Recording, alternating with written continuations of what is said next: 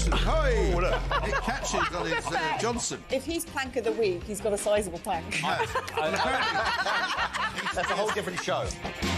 Plank of the week, Fridays at 7 on Talk.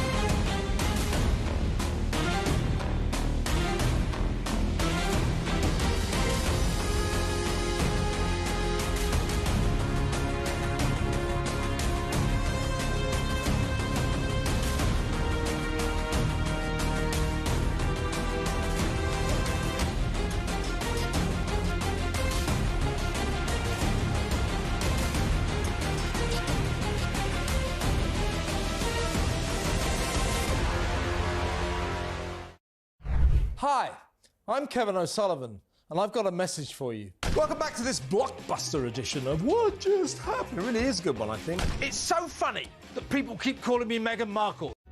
Across the UK, on DAB+, on your smart speaker, on your smart TV, and on your side. This is Talk.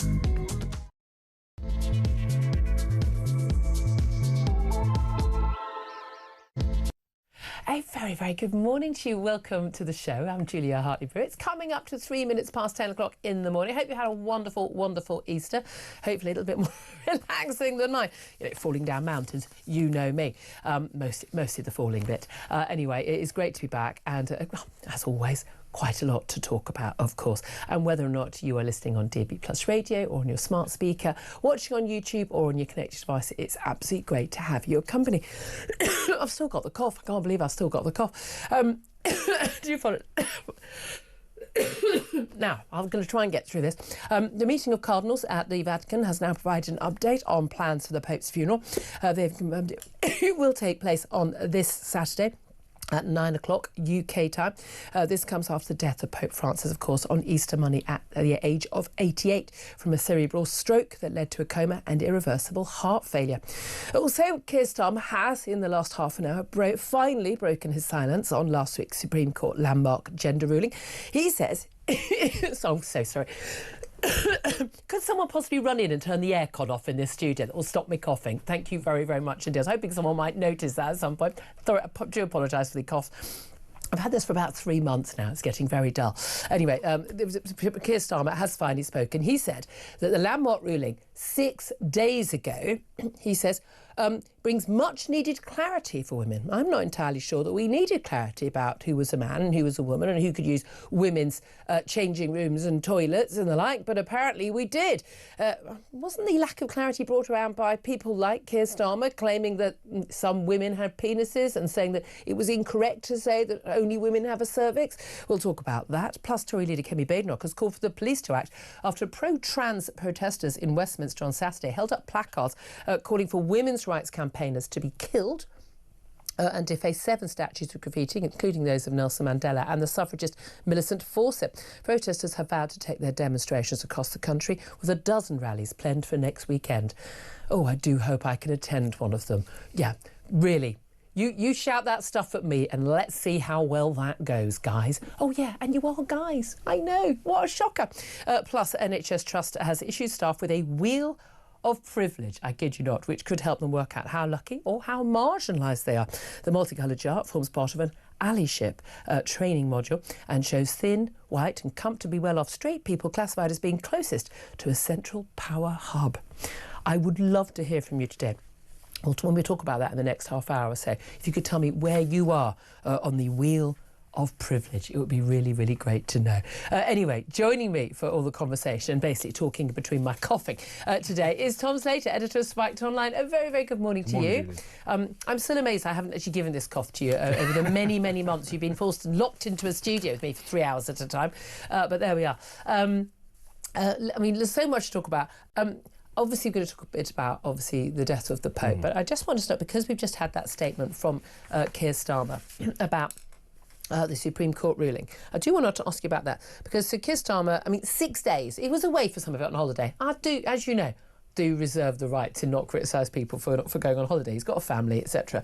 But it's the very first time in 6 days he's issued a public comment on the issue, completely echoing, I mean, word for word, the comments that we had last week in the House of Parliament. He said, I welcome the decision of the Supreme Court, which has given us clarity, much needed clarity. And I think for those that are now drawing up guidance, it's a much clearer position. I'm really pleased that the court has now clarified the position. We can move on from there. And I think that's been very helpful. And I would welcome that. Asked whether this means he does not believe a trans woman is in fact a woman, he said, a woman is an adult female, and the court has made that absolutely clear. And then he also suggested guidance needs to be shared to public bodies to ensure everyone follows the ruling, saying we need to move and make sure we now ensure that all guidance is in the right place according to that judgment. Funny thing is, Supreme Court provided clarity on something which anyone sane with eyes, and over the age of 5, or in fact over the age of 5 months, knew men are women and women aren't men. I don't think we've got any clarity there from the Prime Minister. Well, he certainly feels like he's clearer on this issue, and I think that's sincere. He's struggled very publicly with these questions for a long time. I mean, it's worrying. It is interesting, though, the points at which he decided to drop the gender ideology or moderate his position has never been because of his own MPs raising these complaints with him. It wasn't because people like Rosie Duffield, now outside of the party, talking about this issue, talking about how seriously it is and talking about the abuse that she suffered for saying that biological sex is real. He didn't listen to the feminist From members of her own party? Absolutely. He didn't listen to the many feminist campaigners, many of whom used to be in the Labour Party aren't in it anymore because of this particular issue. He first moderated it when Tony Blair came out and said women don't have penises, and he just said, I agree with Tony. And then but again, he would not say the words himself. No, absolutely. I mean, the cowardice is striking. I mean, him saying adult female is as clear as we're going to get from him, I think. But even that is showing him having gone on actually quite a big journey where this issue is concerned. Again, I've said it a million times, either he genuinely believed, for some reason, for a certain period of his life, that so-called trans women, i.e. trans-identified men, were women, and that some women had a penis because, of course, they were born men. Either he actually believed that. He didn't, presumably, I mean, before this became an issue, like 2012-ish or so, he didn't believe it before then, and he doesn't believe it now because he accepts the court ruling, or he was lying to us all that time, on both grounds, unfit for public office. No. I cannot, I don't care what his views are, I don't care if he was saving the world and was the greatest military leader of all time, unfit for public office. Either stark staring insane, if he believed that, if he actually believed that men were women, insane, or stupid. Let's be generous. Stupid. He's not a stupid man. He's a very highly qualified man. Cowardice as well, I think, is a big part of this. I don't accept coward. No, I don't accept coward. I do not. Because when there are women who are like working, as nurses or students, we've spoken to so many people over the years. By the way, long before the likes of Women's Hour and the BBC and everyone else got in on that, going, oh, it turns out it's a big issue. Oh, really? Because we were talking about this for about 10 years before you lot, by the way. But it speaks like young women who've lost their, they've been thrown out of university. But women who've lost their jobs simply for saying just the most, the basic facts. There's no hate, no nothing, but like, no, but, in for something they tweeted that's got nothing to do with their job. to say that he was cowardly, you didn't have to be cowardly. You could just be solid. I mean, I think Wes Streeting was one of the most solid on this. Oh, yeah. And to call it cowardly is not to excuse it, of course, but I think it shows just how kind of over a barrel the Labour Party is, where a lot of these woke issues were concerned. The spell is starting to break now. I think they're starting to realise this is a very small number of people who shout very loudly. But I think they just also had this kind of mindset, which is, this is the high status dinner party position, therefore I should genuflect to it, even if I don't properly understand it. Here's the thing, again, that's like Soviet Union style. That's, it's terrible. This is, but that's the thing, it's really, it's not, people used to say to me, this doesn't matter, and look, we're not going to talk about this the whole show, I honestly, I promise you, that this doesn't really matter, what do you care, how many people does it impact? Well, 51% of the population is who it impacts. I mean, on Radio 4 today, they're having somebody going, a barrister talking about the impact of this ruling and how, of course, there's concern because, trans people weren't asked about their views. No, because they're irrelevant. This was a ruling of the Supreme Court in relation to women's rights and what is established in law about women's rights. It's about women. It's got sod all to do with men who think they're women. It's about women. Established women's sex-based rights are about women and not about men who think they're women. End of. Nothing to discuss and move on. And yeah, we needed clarity on that because a load of people like Keir Starmer muddied the water. Absolutely. Because you say they're spineless, lying, deceiving fools. And I still find it unforgivable. There are people, a lot of people have been on a journey on things like lockdowns, people on a journey on other things. I find I can forgive an awful lot of things. This, I don't forgive. And I say never forgive, never forget any of the people who were in power at the time of COVID and lockdown, and we now know from Matt Hancock WhatsApps that they didn't even believe in what they were doing. It's just appalling. These people, I mean this seriously, they need to be in prison. They have committed a crime against our country. They really, really, really did. I feel so adamant about that. But we're not on the trans issue. Women have been fearful, and girls have lost out on sporting medals and had to be confronted by men in their toilets, and girls fearful of going to school because there are boys in the changing room trying to take photos of them when they're having their first period. I mean, oh my God, this is so unforgivable. Anybody who didn't stand firm, anybody who wants to be in public life, who didn't stand firm on this and say, no, this is not right, I'm sorry, they need to be hounded from public life. We can't just say, oh, OK, there's a Supreme Court ruling, it's OK now. It's not OK now, because no one normal, no one sane, no one with eyes and ears needed any clarity on this. What we needed was these people to be stopped. Now, here's the thing. Every single NHS hospital in London, probably most NHS trusts in the rest of the country, still allow for men to be put in who claim they're women to be put into women-only wards, use women-only toilets, women-only changing rooms. We've got a couple of cases with Employment Tribunal ongoing. We've still got, Bridget Phillipson, the Education Secretary, also laughably Women and Equalities Minister, again saying this strange combination of words that Keir Starmer's used and others have used that just doesn't really. It says nothing. You say it best when you say nothing at all. And she's saying, there's no issue in schools, and it's like it's all clarified. But there are mixed toilets in schools, whereas schools are supposed to provide single-sex toilets. So does this change today or doesn't it change today? And that is the concerning thing, is because of the fact that we all know there've been violence on this issue, they've realised they've run out of road, they can't hold to these bizarre ideas that they were holding to even 5 minutes ago. The problem is, because it's so entrenched in the bureaucracy in various institutions, it really takes a kind of concerted effort to get rid of that. I mean, it seems like the Equality and Human Rights Commission are going to become quite important in that fight. You've got Baroness Faulkner, who's been a very strong voice. Described as appalling by Government Minister Chris Bryant. It's incredible. In a WhatsApp group. Just for once again wanting to clarify that sex-based rights are important, and you can't have sex-based rights if you don't believe that biological sex is real. Not a particularly controversial position to hold. So the question is, when you've got a government which clearly are just wanting to become, just kind of quietly back away from the crime scene where this is concerned, that's insufficient to deal with the problem, to really get it out of your institutions and to correct all of the wrongs of the party. I don't think they're going to be. Everyone's going to have their backside sewed off them for this, because the Supreme Court ruling is very, very clear. What did you make of the protests at the weekend, and apparently plans for more protests around the country? A load of men claiming to be women, holding up signs in Westminster, defacing statues, including Nelson Mandela and leading suffragists. Bring back witch burning with the JK, referring to JK Rowling. Let's go with the word weeing on TERF, so trans exclusionary radical feminists, i.e. women standing up for women's rights.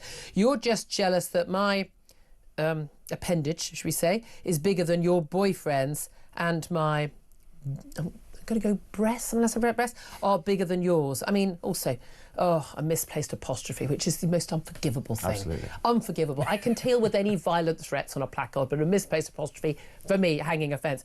The only good TERF, i.e. a women's rights activist, is as a dead TERF, basically. It's a picture of a woman hanging from a gallows. I mean, that happened in broad daylight outside our parliament. There were plenty of police there. I mean, they're now saying, now appealing for action from the police. And Kemi Badenoch, the Tory leader, who's been solid on this all the time, standing up on this issue. I mean, as many people are pointing out, if people had stood there with those sort of comments about migrants or Muslims or anybody else, that or even about trans people. You take it the other way around. If a load of women had stood there with those sort of signs about trans people, they would have been arrested on the spot. They'd probably have summary execution. They'd be behind bars already. I mean, people got sent to jail for a Facebook posting. Someone standing there basically saying they basically want to kill or abuse women. Not a problem from the police, apparently.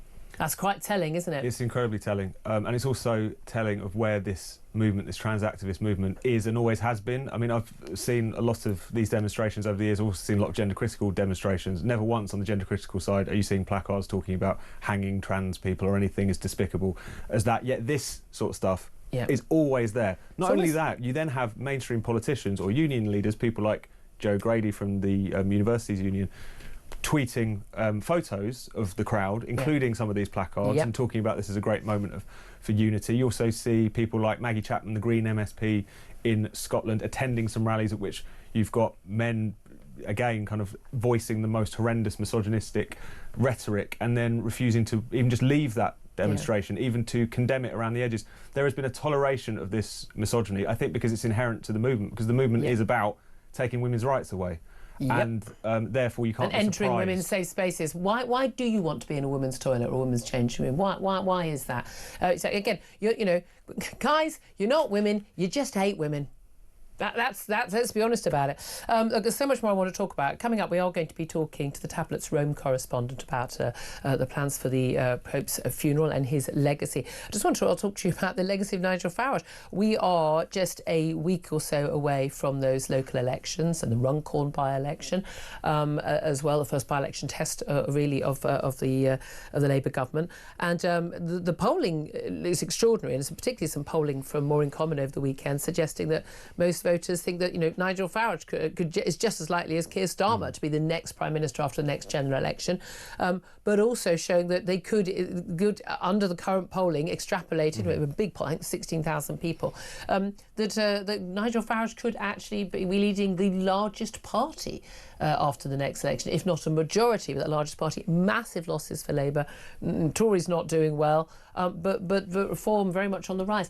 I mean, this is an extraordinary journey that the party has been on in just the last year, isn't it? No, absolutely. And it's also such a rare occurrence that you have essentially a third party, let alone one that, you know, barely existed that long ago, actually getting to the point where they could make a serious electoral breakthrough. And we've always been told that wouldn't happen under first past the post. No, absolutely. And there's still a lot of hurdles to it. I mean, because of the fact that even that More in Common polling, the MRP mega poll that they did over the weekend showing Reform as the potentially largest party, a lot of those seats are on a knife edge. It's the sort of thing where a tiny kind of swing in either direction could really change things. So if you're in the Reform camp, you're certainly not going to want to be declaring victory too early. But this is a very rare thing in British politics because of first past the post, because we have had a very entrenched party duopoly for a long time.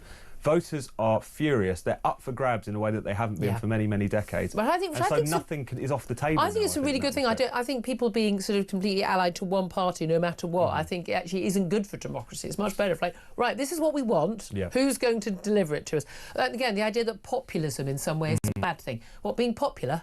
And that's when that's going to work, but they will do what the people want. Yeah, I know, exactly. mad idea, as opposed to we know better than you. There is so much more to talk about. We're going to talk about breakfast clubs. We are going to be talking more about those crime league tables for migrants awaiting deportation. We're finally going to get those stats. Going to also talk about Gary Lineker's whinging again. Oh, the BBC wanted me to go. I'll get my little violin out before we do that.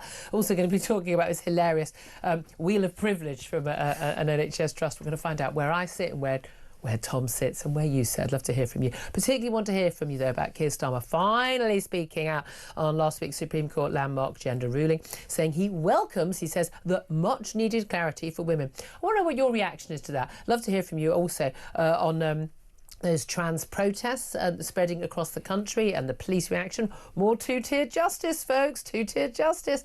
But also, what do you reckon on Nigel Farage's chances of being the next PM? So much to talk about, plenty more coming up. Do get in touch. Give us a call on 0344 499 1000. You can text on 87222. You can get in touch on X at Talk TV. Calls are charged at the national rate. Text costs £1, standard network rate message. Up next, we are going to talk to the Tablet's Rome correspondent about those plans for Pope Francis's funeral at the weekend, but also going to be talking about his legacy and what happens next. That's all coming up here on Talk.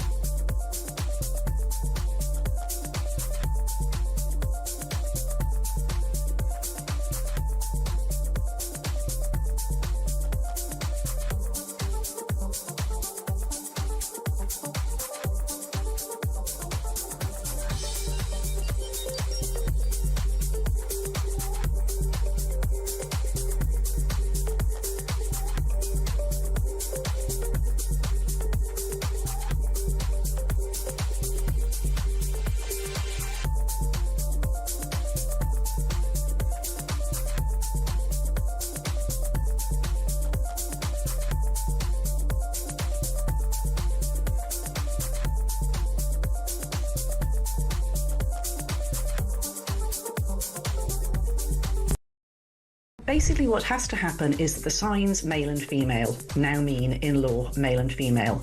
As Kishore Falconer has said in her radio interview, if you put up a sign that says female, that means it's only for female. If you allow in even one man, any special man, any man who identifies as a woman, it's become a mixed sex space.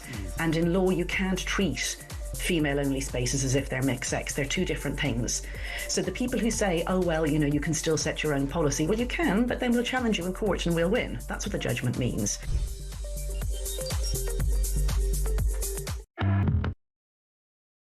Across the UK, on DAB+, on your smart speaker, on your smart TV, and on your side. This is Talk. Very good morning. Welcome back to the show. 10:24 is the time. Tom Slater is still with me. We're joined right now by the Tablet's Rome correspondent, Robert Mickens. Very, very good morning to you. Good to be with you, Julie. I just want to say I'm a former Tablet correspondent. I'm actually with the Union of Catholic Asian Youth, otherwise known as UCA News, after a year-long sabbatical. So I'll be thank you for clarifying writing that. again this week. I very much appreciate that. Right, I do want to ask you, obviously, about, the cardinals have gathered in Rome today and have already set the date and the time for the Pope Francis's funeral. It will be this Saturday, 9 o'clock UK time. Can you just talk to us a little bit about his legacy? I mean, he was an 88-year-old man. He'd been Pope for quite some time, and not as long as Pope John Paul II, who's very much, I think, for my generation, the Pope we all knew about. What is his legacy? Well, I think it's hard to sum up in a few words, but one of the things that always impressed me about Pope Francis was, and this might sound kind of strange or corny, but he was so comfortable in his own skin. And I think that was something that made a deep impression on a lot of people, although they might not express it in those words. I think people just saw him as a genuine person, that he wasn't worried too much about playing the role of the Pope. He wasn't really interested in a lot of the protocols. I think sometimes when someone becomes a Pope, take, for example, Benedict XVI, who is really a theology professor at heart. I think when he became Pope, he felt the weight of that office and felt he must do certain things according to the longstanding customs and protocols. Francis, from the very beginning, he just acted like he was getting another job. He seemed from one diocese to another. Yeah, he seemed to not be that particularly interested in the pomp and the circumstance. It seemed to be... even more than that, I think he just felt like, okay, this is a new job that I have. I was a bishop in Buenos Aires, and now I'm the Bishop of Rome. I mean, he even used the same vestments and his mitre, and it drove the people in the ceremonial office in the Vatican kind of crazy, because he didn't want to wear, right from the very beginning, he didn't want to dress up in the red shoulder cape that popes usually wear when they come out and address the crowds. And he said, no, I just put on the stole before I give the blessing. And as soon as he gave the blessing, he took the stole off. And I think that kind of was a signal right there that this is going to be different. Okay. And in terms of the things he talked about a lot, now, he did seem to me, he was a fairly woke Pope, certainly in his words. The question is whether he was in reality. He talked about, gay rights. He was very much, talking about the rights of people in Gaza. He talked about climate change. He criticised politicians for their policies, including Americans, on refugees and things like that. He was quite sort of very much a woke, almost quite a political Pope. But did he actually do anything? Because he was supposed to be very much representing the poor. He's an Argentinian Pope, son of Italian migrants, and it was all about, helping the poor. In terms of actually tackling some of the big issues, I mean, in terms of poverty in many major Catholic countries, 1.4 billion Catholics around the world, many of them living in rather poor states, in rather poor conditions themselves. Did he, as the leader of the Catholic Church for all that time, do anything to try and help those people, or was it all talk? I think to understand Pope Francis, you have to understand his way of looking at the world. I would say that probably more than any other Pope that we've seen in our lifetime, certainly in the modern era perhaps, he was a radically evangelical Pope. And I don't mean that like evangelical Christians, but someone like St. Francis of Assisi, whose name he took for his papal moniker. He was somebody who was much more rooted in reading the signs of the times or what was happening in the world through the lens of the gospel. As Jesus, the saying, what would Jesus do? Francis, for example, you brought up the issue of climate change. He didn't look at climate change like Greta Thunberg, maybe. He looked at climate change or the earth as part of God's creation. And his take on protecting what he called our common home was, this is God's creation. And not only the birds, not only the trees or the rivers and the forests, but also the human person. So it was really an A to Z kind of complete view of human life as the creation. And that goes to his radical adherence to the gospel. I mean, I would just say, for example, former previous popes were quoting a lot of their predecessors. Francis rarely did that. He quoted the gospel. I mean, you might think it's strange to say he was a real Christian. Well, of course, he's the Pope. But hey, we've had I think archbishops who don't believe in the afterlife, I think. So, I mean, I don't know. There we are. Can I just ask you in terms of the legacy now, though, because an awful lot of the cardinals who are going to be making the decision about who the next pope is are people who are people. They're men, as well as they're men who've been appointed. The only time we're not woke, of course, the Catholic Church, and indeed most churches, most religions. But they've been appointed by this man, and many of them from African nations and sort of the global South, as it's known.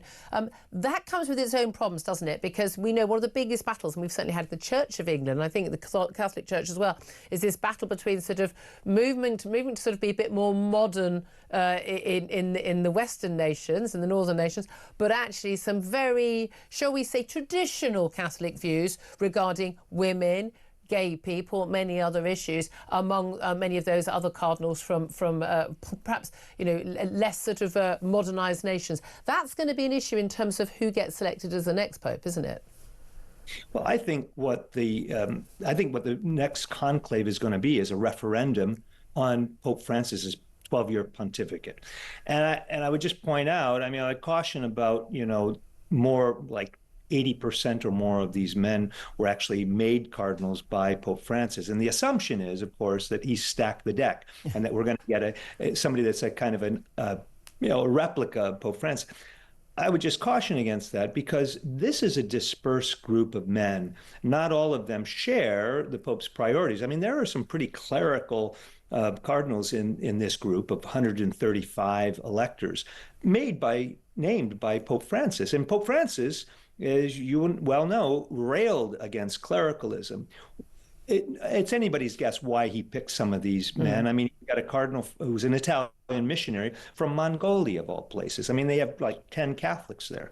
And there's a cardinal in Tonga. I mean, maybe 12 Catholics there. Yeah. I'm exaggerating, of course. Yeah. But the point is, the point is that these are people that we don't really know an awful lot about.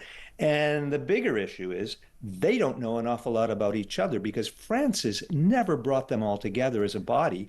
So the next, 10 to 15 days, 15 to 20 days, they've got to kind of get to know each other. They're already arriving in Rome as we speak. They're trickling in. And this morning at 9 a.m., they already began what we call the general congregations. That is meetings of all the cardinals, even the ones over the age of 80 who cannot participate in the conclave. What they're doing is they're meeting and they're talking about the state of the church. So they're going to get some reports from financial institutions inside the Vatican to get a snapshot of what is the situation of the church right now. They'll get some global statistics. And while they're doing that, they'll also be talking about what has to happen as the church goes forward. What should our priorities be? And what should the type of pope that we need. And also often it's age, isn't it? They don't want someone who's too elderly, won't last very long, but also not someone too young who's going to be there 30 years. Just finally, and I feel terrible saying briefly, but we are almost out of time. One of the biggest issues that most people who are not, like me, members of the Catholic Church, know about the Catholic Church in the last few decades has been the issue of the legacy of child abuse and the cover-up of child abuse on a mass scale by senior figures in the Church. It certainly dogged, the previous Pope an awful lot. This Pope talked the talk on this. Many of the victims of paedophile priests say actually he didn't walk the walk, he didn't take enough action. And he, like many, and we've seen it in the Church of England, we've seen it in many organisations around the world, actually simply just sort of move people along, cover it up, try and move on from it. Do you think that's a legacy that now cannot be ignored anymore? Well, I would preface this by saying that Pope Francis was not perfect, and as none of us are. And I've been a critic of someone who's, I'm like a Pope critic. There are art critics and music critics. That doesn't mean they don't like art or music, but it does mean that they have to look at their subject matter with some objectivity. And I've been one of the critics of Pope Francis on a few issues like women. He's talked a good talk, and usually he's walked the talk. Well, on the issue of women, I think his baggage as a man from Latin America, who's an elderly man from Latin America and a priest, I think that he just could not get around that on this issue. Similarly, with the abuse issue, the one positive thing that Pope Francis has done is he set down some very strong protocols. I think it will be up to his successor and the men and women that successor surrounds himself with to implement more stringently those protocols.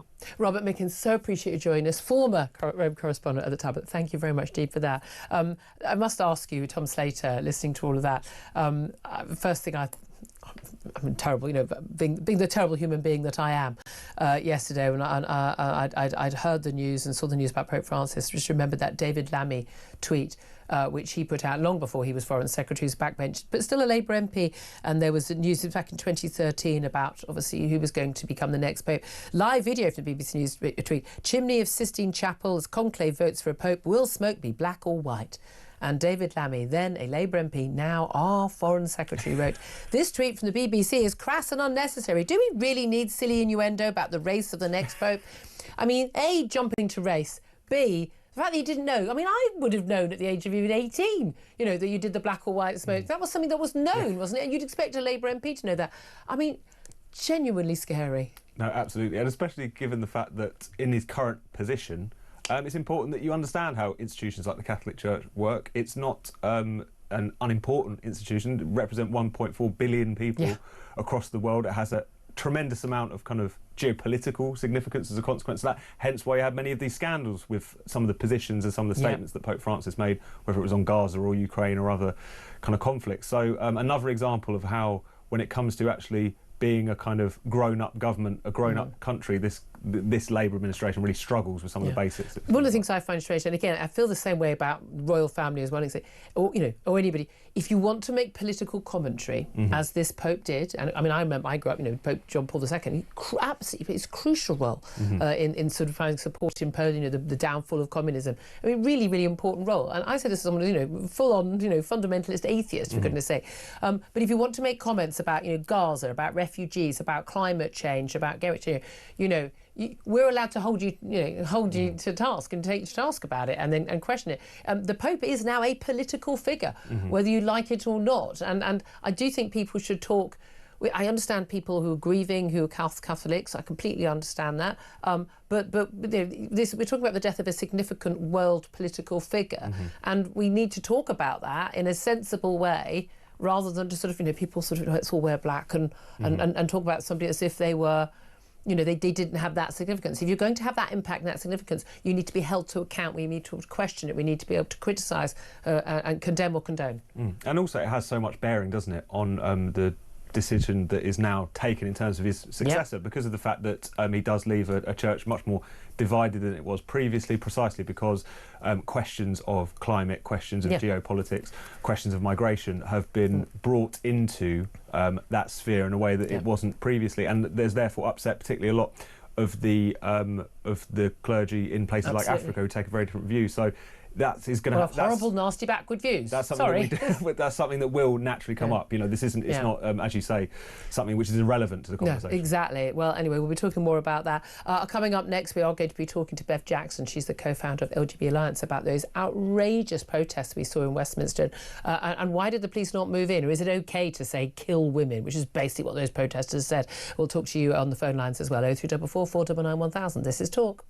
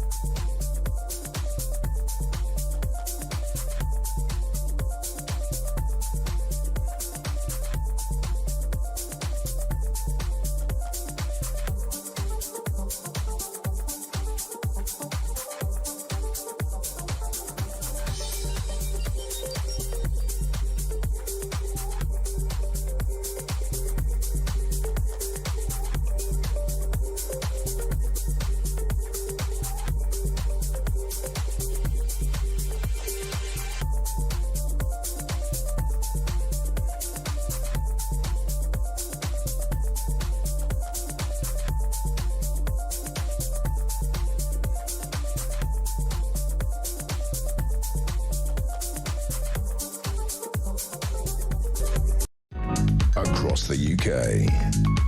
On DAB+, on your smart speaker, on your smart TV, and on your side. This is Talk. This is Talk, the home of common sense. Well, let's get to someone who's always talked common sense and certainly didn't need the clarity which the Prime Minister has finally, after 6 days, welcomed when it came to that Supreme Court ruling on what is a woman. Let's talk to Bev Jackson, who's co-founder of the LGB Alliance. That's an organisation set up to represent the views of lesbian, gay and bisexual people. A very good morning to you, Bev. Good morning, Julia. Thank you so much for joining us and for all your amazing work on behalf of women and, well, you know, sensible people everywhere over recent years. Keir Starmer was finally forced to make a comment today. He was at a visit to a school in the southwest, that lucky school there. Imagine it's bad enough going back to school after Easter. It's another thing having the PM turn up and witcher at you. But he said he's really pleased that the Supreme Court has ruled on gender identity. He says it gives much needed clarity for women and service providers. And he says it's a much clearer position. I'm really pleased the court has now clarified the position. And we can move on from there. And I think that's been very helpful, and I would welcome that. I mean, how to say it's about 4 or 5 paragraphs of this, the exact same thing again. He welcomes it, and it brings us clarity. 6 days it took him to say that. Do you think he does welcome it, and does it bring us clarity? Well, thank you for asking that, Julia. I was just looking at the other government reactions. I'm pleased that Yvette Cooper, for instance, condemned the vandalism that we saw at the weekend, but it would have been even better if she condemned the violent threats to women that we saw, which Kemi Badenoch has called criminal incitement. We saw somebody with a placard saying the only good turf is a dead turf, and a union leader with a photo of that. I was very pleased to hear Bridget Phillipson this morning, who really was very clear in welcoming the ruling and saying that guidance will be forthcoming, and I hope it is forthcoming as soon as possible to make the situation clear for service providers. And saying that when she was asked that the entire government has the same view of this, which was important because there was a bit of a wobble about that. But they don't have the same view of this. We know that Angela Regal, who's a government minister, we know that Chris Bryant, again, both another government minister, both gay ministers, a private WhatsApp group in which they've actually, basically said they thought the ruling, they thought the Baroness Faulkner of the Equality and Human Rights Commission talking about the clarity and men can't use women's spaces, they thought it was appalling. Yeah, well, I mean, I think it's very helpful that WhatsApp exchange was leaked. And I took Bridget Phillipson's words this morning to mean that there'd been some sort of stern talking to for those people, and I really hope that is the case. And obviously, as you say, Keir Starmer finally speaking out a little grudgingly, it seems to me, 6 days later. Can you imagine if he had spoken out? We knew this judgment was coming. We could assume that it might go this way because this is the only coherent explanation of the law. Can you imagine if he had spoken out on the day of the ruling last week in a statesmanlike address to the nation, explaining that this was necessary and that this is the law and that all the Supreme Court had done was clarify the law? And why was this necessary? It shouldn't have been necessary. Well, exactly. But that's the thing. Everyone, talking about it, these WhatsApp groups, like, it didn't change the law, it clarified the law. But this is what everyone thought the law was until a few years ago. And people like Keir Starmer, he's not part of the solution. He's part of the problem. He was one of the people who said, that trans women were women, and he went along with all this until it was a bit less fashionable. The voters didn't like it, and so now he's sort of vaguely backtracking. But reading the exact words that he said, again, I don't think he is completely backtracking. And even I'm listening to the same interviews. Bridget Phillipson, she's Education Secretary, talking about breakfast clubs, but also she's Women's and Equalities Minister. She is someone who only a while ago was talking about how, trans women, i.e. trans-identified men, should use the women's toilet. Yeah, I know, but I think that we really have to focus on where we are now and not get too hung up on the fact that people are saying we've always said this when we know they haven't. I mean, we've always been at war with Oceania. I mean, it is Orwellian, isn't it? Exactly. That's where we are. But what's more important is how we defuse this public unrest, and that is really important.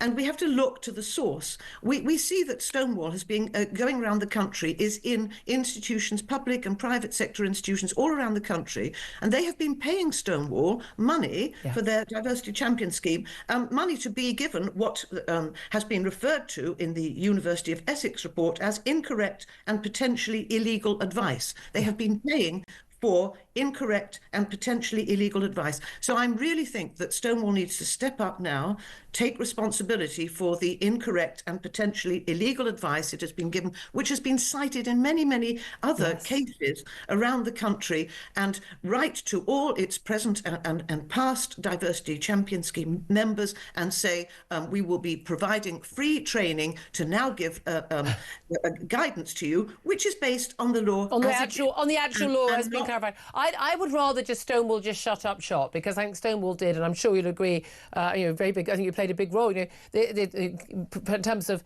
winning rights for gay people, which they did not have, along with straight people. A fantastic job. And then decided to go on this trans bandwagon. Now, this is a question I wanted to put to a guest of mine last week, Shivani Dave, before she decided to leave the studio. But this is the thing I've always been very confused. Quite dramatic, wasn't it? Yes, well, wasn't it dramatic? That's the word. Also, I mean, I don't know why asking people questions makes them unsafe, but there we are. But I'm always fascinated. What are the rights? We're talking about trans rights, the human rights, and it's a really important movement. What are the rights that trans people have that other people don't have, that other people do have? I think Trevor Phillips answered that question very eloquently in his interview last week. There's no such thing as trans rights. There are people who call themselves, who refer to themselves as transgender, do have protection, and they should have protection from discrimination under the protected characteristic of gender reassignment. That is the same now as it was last week, as it was in 2010. They have always had those protections. That is right that they should have them. And I want to say some people who identify as transgender, and I'm not talking about the men who call themselves lesbians, but some are definitely vulnerable people, vulnerable young people who have been confused, and they need all the help and support that we can give them. And they still have all the protections that they had before. And I think that was where most of us were, in terms of being kind and respectful and empathetic, and as we always should be. But again, those are very different from the people, the men largely, standing around at Westminster yesterday, hurling abuse at women, calling for the death of prominent women's campaigners. And the police not stepping in. As you say, Kemi Badenoch did actually, speak out on this. But well done, Yvette Cooper, getting worried about statues, being defaced. Exactly. Can you imagine any other group in society if it was the women, if it was women's rights activists who were saying, trans people, no good trans person other than a dead trans person, or kill all trans activists, women would have been arrested on the spot. Why do you think that these trans activists were not taken by the police immediately? Well, I'm afraid it's unfortunate, isn't it? This word toxicity that's always used about the debate is a completely disingenuous word. It is toxic because these gender identity activists, as I call them, have threats. They make threats to women. Why do they make threats to women? Because this is a misogynistic movement. I'm afraid that is the only answer to that question. And yes, you will never find women's rights or LGBT rights activists calling for anyone's death. It's except for a few lunatics. I'm sure there are lunatics everywhere. But in general, we are a very peaceful movement who have simply been saying, this is the law. This is the coherent view of the law. This is the law as it is. Would you please stop giving people disinformation? And all those people who have paid for disinformation, they should ask for their money back, because it has caused them a lot of grief and a lot of money. Absolutely. And I tell you what, if you're going into hospital, you're working in hospital or at a school, your kid's gone back to school after Easter today, if there are not single-sex toilets, single-sex changing rooms and the like, speak up, get in touch. Lots of organisations will act for you. That is a clear win. Any lawyer will take that on. No win, no fee, because it's a guaranteed win. We're going to stop this. End of. Bev Jackson, co-founder of the LGBT Alliance, thank you. 10:49 is the time. Up next, we're going to talk about the NHS Wheel of Privilege. Where are you on the Wheel of Privilege? This is Talk, the Home of Common Sense.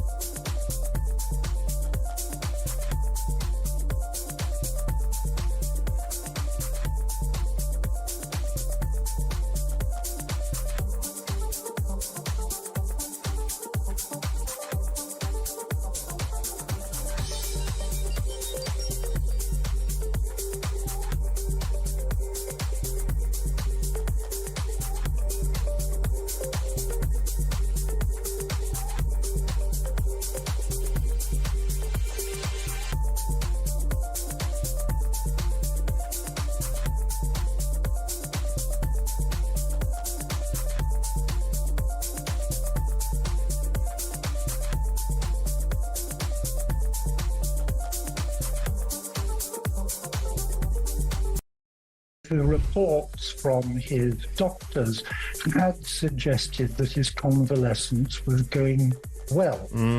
But on the other hand, his immune system was extremely depressed by what had happened. And he had, I understand, been warned by his doctors that if he mixed with people, he was in serious danger of catching an infection that could end his days.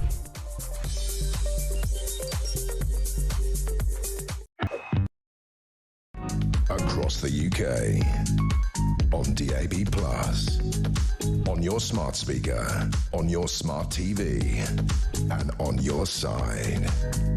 This is Talk. This is Talk, the Home of Common Sense, with me, Julia Hartley-Brewer. Thank you very much indeed for joining me. 10:52 is the time. Let's get straight to my next guest, James Esses. He's a psychotherapist, and founder of Just Therapy, and he joins us right now. A very good morning to you. Morning, Julia. Thank you very much for joining us. I just got to get your brief reactions. I know the trans issue is something you have campaigned on so much in terms of protecting children in particular, and I haven't had a chance to speak to you since that Supreme Court ruling. Just in terms of, very briefly, Keir Starmer's response today saying he welcomes the clarity. What do you say to that? That's fantastic, isn't it? Our KC Prime Minister waited for a Supreme Court judgment to teach him something that kindergarten students should know. I mean, it's absolutely pathetic. We never, in truth, we never needed the Supreme Court judgment. No. Tell us something we knew all along.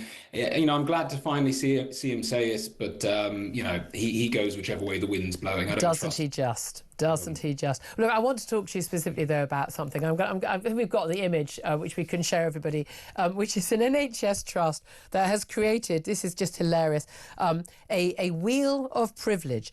And it's so that that this is at Kingsmill Hospital in Sutton, Ashfield. It's so that people who work there, as part of an allyship training module, and it can basically show staff how they can work out whether they are lucky or whether they are marginalised. Now, I don't know if we can put it up. We don't have the image. I can hold up a version of the image if you're watching on YouTube or on your connected device. And it's a wonderfully beautiful design, very beautiful design. And at the outside, it's got marginalised, and in the centre, it's got power. And basically, you get to answer questions on your citizenship, your skin colour, your education, your ability, your sexuality, your neurodiversity, mental health, body size, housing, wealth, language, gender. I mean, you name it. It's got on the board. I was wondering where you come, because I do pretty darn well on this one, because white to dark, I'm white, I've got higher education, I'm able-bodied, heterosexual, neurotypical. My husband might disagree, but I'm robust mental health. I'm between average and slim on the body size. I'm a property owner. I'm comfortable in terms of income. I speak English, and naturally, I'm a cisgender woman. That's the only way I go down, but I'm a citizen of the country. So the only one where I'm not in the very middle, pretty much, is that I'm a woman, not a man. I'm wondering, are you more powerful than me? Oh, Julia, on the back of this, I mean, I'm akin to a demigod. That I wield. I worship. And I think Tom Slater's in the studio, I think, as well. You come up, yeah? No, yeah, I feel incredibly powerful. Yeah, I'm surrounded by all these wonderful, powerful, quote, cisgender men. We used to just call them men. But, James, what do you make of this? I mean, look, from a therapeutic perspective, this is really quite concerning, because it's splitting people off into either eternal victims, which is extremely addictive, actually, because it gives you an excuse for why things are not going the way they should in life, because now somebody who's not succeeding can simply point to this wheel and say, well, that's the reason. So that's not a good thing. Equally, for the other cohort, it's essentially publicly shaming them. Yeah. It's completely anti-therapeutic, which should fly in the face of NHS policies, you know, and it suggests that we can learn all about somebody and know everything about them based on these immutable characteristics. And crucially, it lacks any form of nuance whatsoever. So, for example, supposedly, according to this, somebody who is slim is powerful. Yeah. Ask somebody with anorexia how powerful they feel. Or what about somebody who is undocumented? Now, it's interesting with this word that's used, because I would refer to undocumented as illegal. Yes. Here, they're given the victim card, but they are marginalised in some way by having committed an offence. I've seen other wheels similar to this, where it says, for example, that people who are European are privileged over non-Europeans. Well, again, ask the Ukrainians how privileged they feel present. The list goes on and on and on. Worst of all is the fact that it suggests once again that if you're a straight white man, you are the epitome of privilege. We know that it's white working class boys that are struggling the most in society. Absolutely. But that's the thing I was wondering with this. Is this the wheel was shared by Sherwood Forest Hospitals NHS Foundation Trust. They said they spent no money developing the resource, obviously. They said it was available online. It said the wheel was handed out to help allyship training participants to better understand privilege. And again, this is all part of that DEI, diversity, equality, inclusion, claptrap, which has nothing to do with basically people just treating people as equals and not being discriminatory, which is what we all just thought we were doing beforehand. This is about, isn't it? It's the oppressor and the oppressed. And it's basically about separating people and saying you're different from people because of all of these different factors. It doesn't help anyone, either the people who are supposedly marginalised or the people in power. No, it's complete and utter black and white thinking. It pits groups of societies against each other. It's anti-therapeutic. I mean, we know in life generally that comparing ourselves constantly to others, it's a zero-sum game. We can always find people who are better off, worse off. Our NHS should not be promoting this stuff. And, by the sounds of it, many of our doctors don't seem to know what makes a man and what makes a woman. And I would suggest that NHS funding is providing training on that basic biology rather than this woke DEI. I'd rather we just provided them training in saving lives and making people healthier. I just don't know why they're spending time on anything else, but there we are. Yeah, which changing room to use would be good. James Esses, psychotherapist and founder of Just Therapy, thank you very much indeed.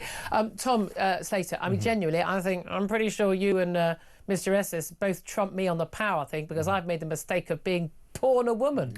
What a mess that's turned out to be. Let's put a spring in my step this morning to find out that I hold even more privilege than I was hitherto aware of.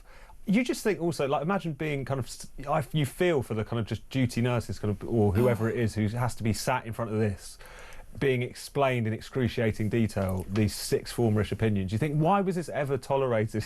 Well, but it's going to continue to be tolerated again. And why is the NHS, like all these other organisations, and schools are doing this, and loads of, I mean, pretty much a lot of private companies are doing it too, spending time on this nonsense. I mean, again, if you're in a private company, are you doing things to improve the, make the company sell more goods or services and make money? Or if you're in the public sector, are you providing more services for people? In the healthcare service, even more so, are you saving lives? Any time spent on any of this nonsense is time taken away from the stuff that really matters. No, absolutely, and it's such low-grade stuff as well. This is the sort of thing that, your average 15-year-old could pick up from half an hour on TikTok. They do a better wheel than this. No. I'd love to hear from you. Where are you on the wheel of privilege? I want to know from you. Call in, give us your details, and I'll tell you where you are on the wheel of privilege, whether you are above or below Tom Slater, who seems to have topped the list here. I'd love to hear from you also on the trans issues, on everything else we're talking about today.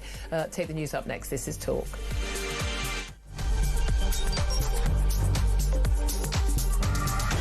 Good evening and welcome to Plank of the Week. It's the one show where you do not have to be worried about judgmental people because we'll do all the judging for you. Let's just have a look at how Humsley Useless is now spending his time.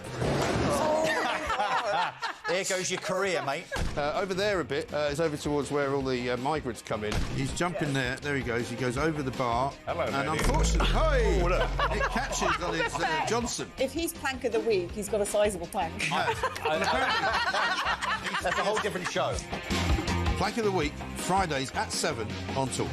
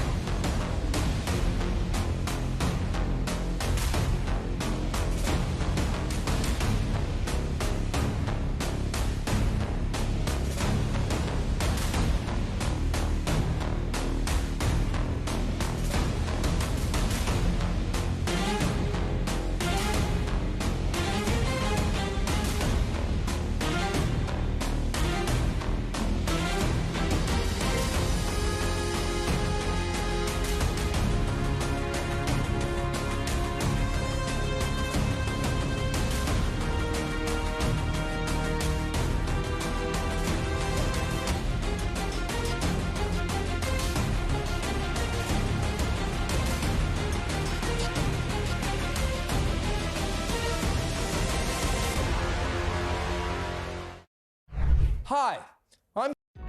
Across the UK, on DAB+, on your smart speaker, on your smart TV, and on your side. This is Talk.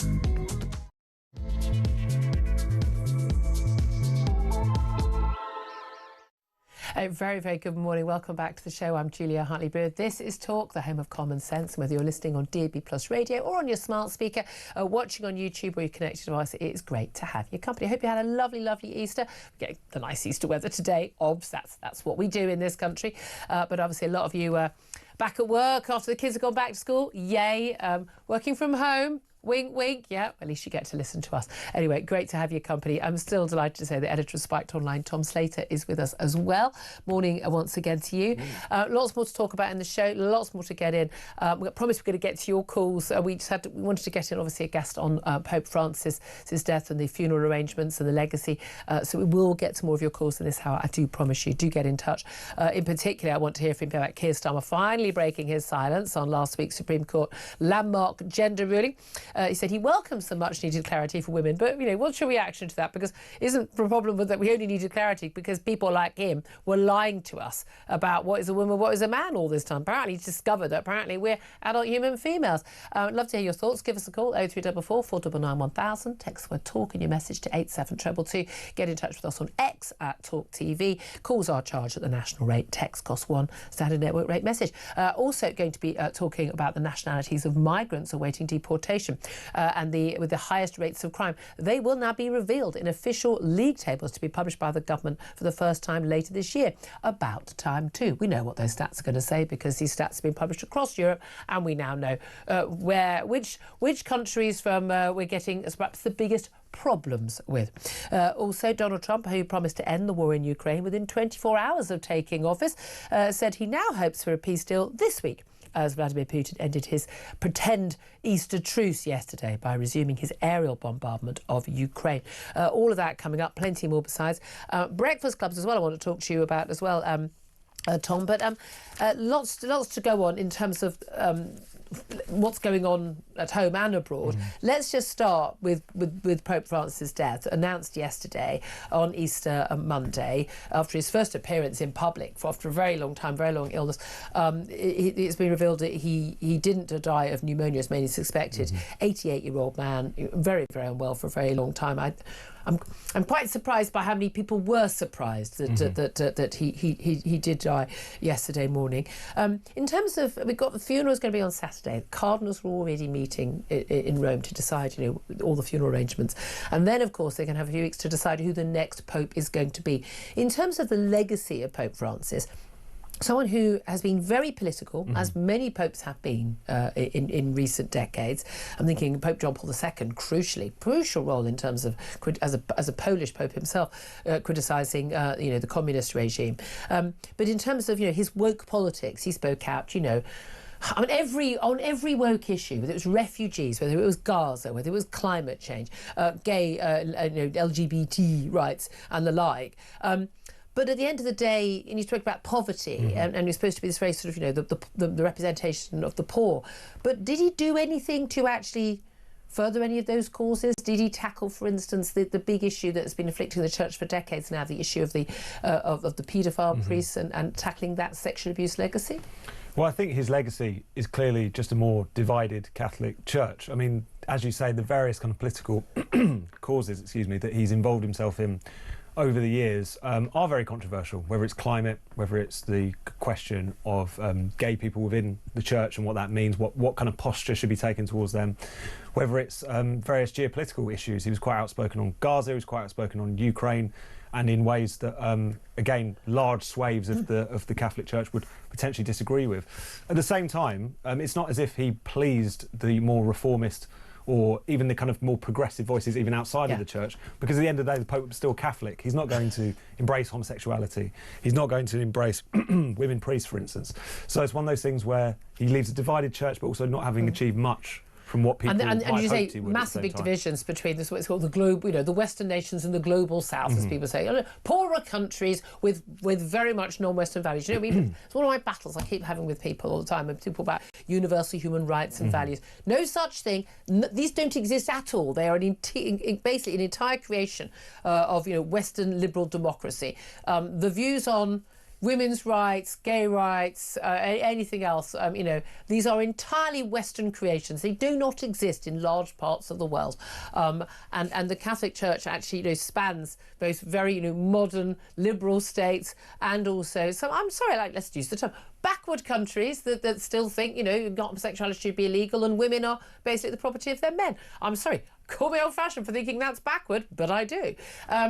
But one of the things I do almost admire the Catholic Church for, as someone who has no religious beliefs whatsoever, is at least they're kind of, and to a certain extent, standing firm against sort of modernity in some ways, as much as I'm appalled by the fact that, or the male pope will be chosen by an entirely large group of men.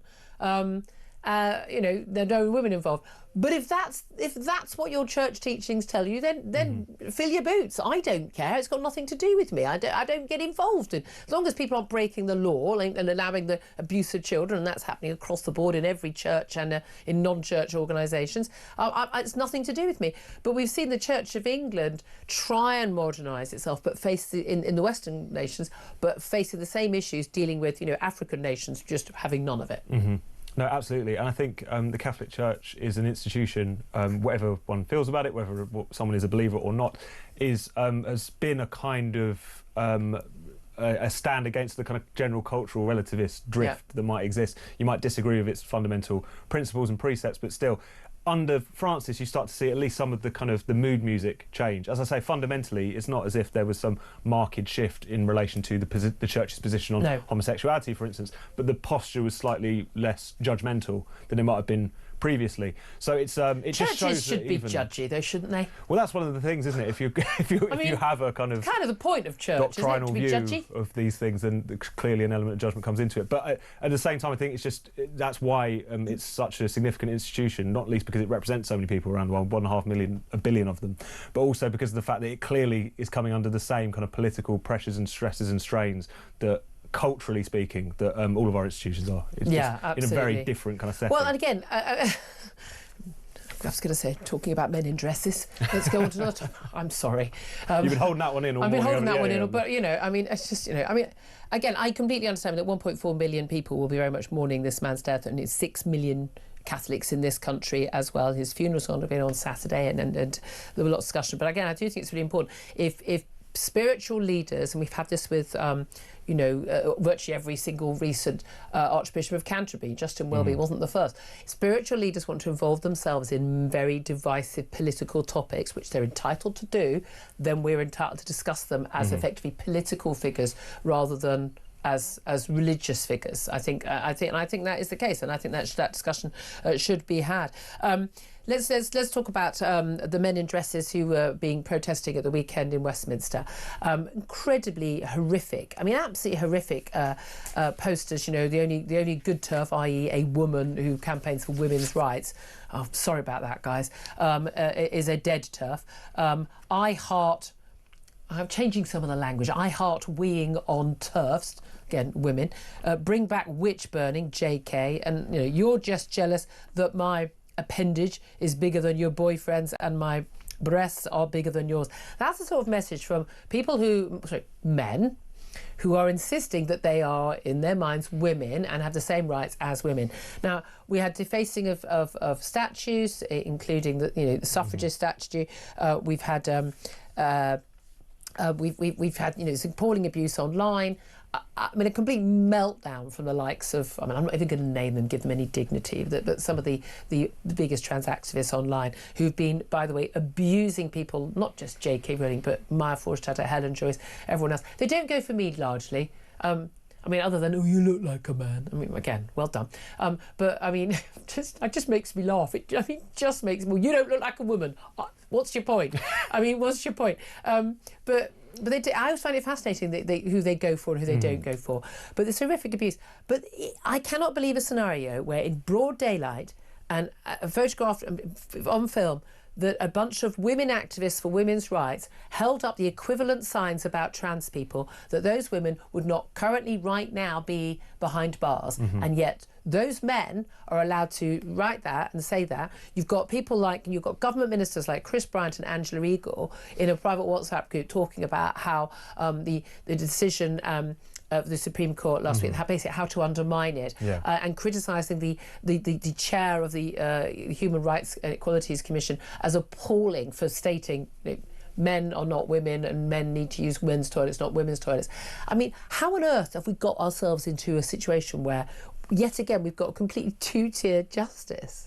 It's absolutely incredible, but it's what we've come to expect. I think this is a real mask-off moment for the trans activist movement. Well, they do like to keep their masks on. They do, that's true. But they're very health conscious, as we know. This is something where those of us who've been covering this, who've been following this, will be unsurprised by that outpouring of sort of violent misogyny that we saw on the streets over the weekend.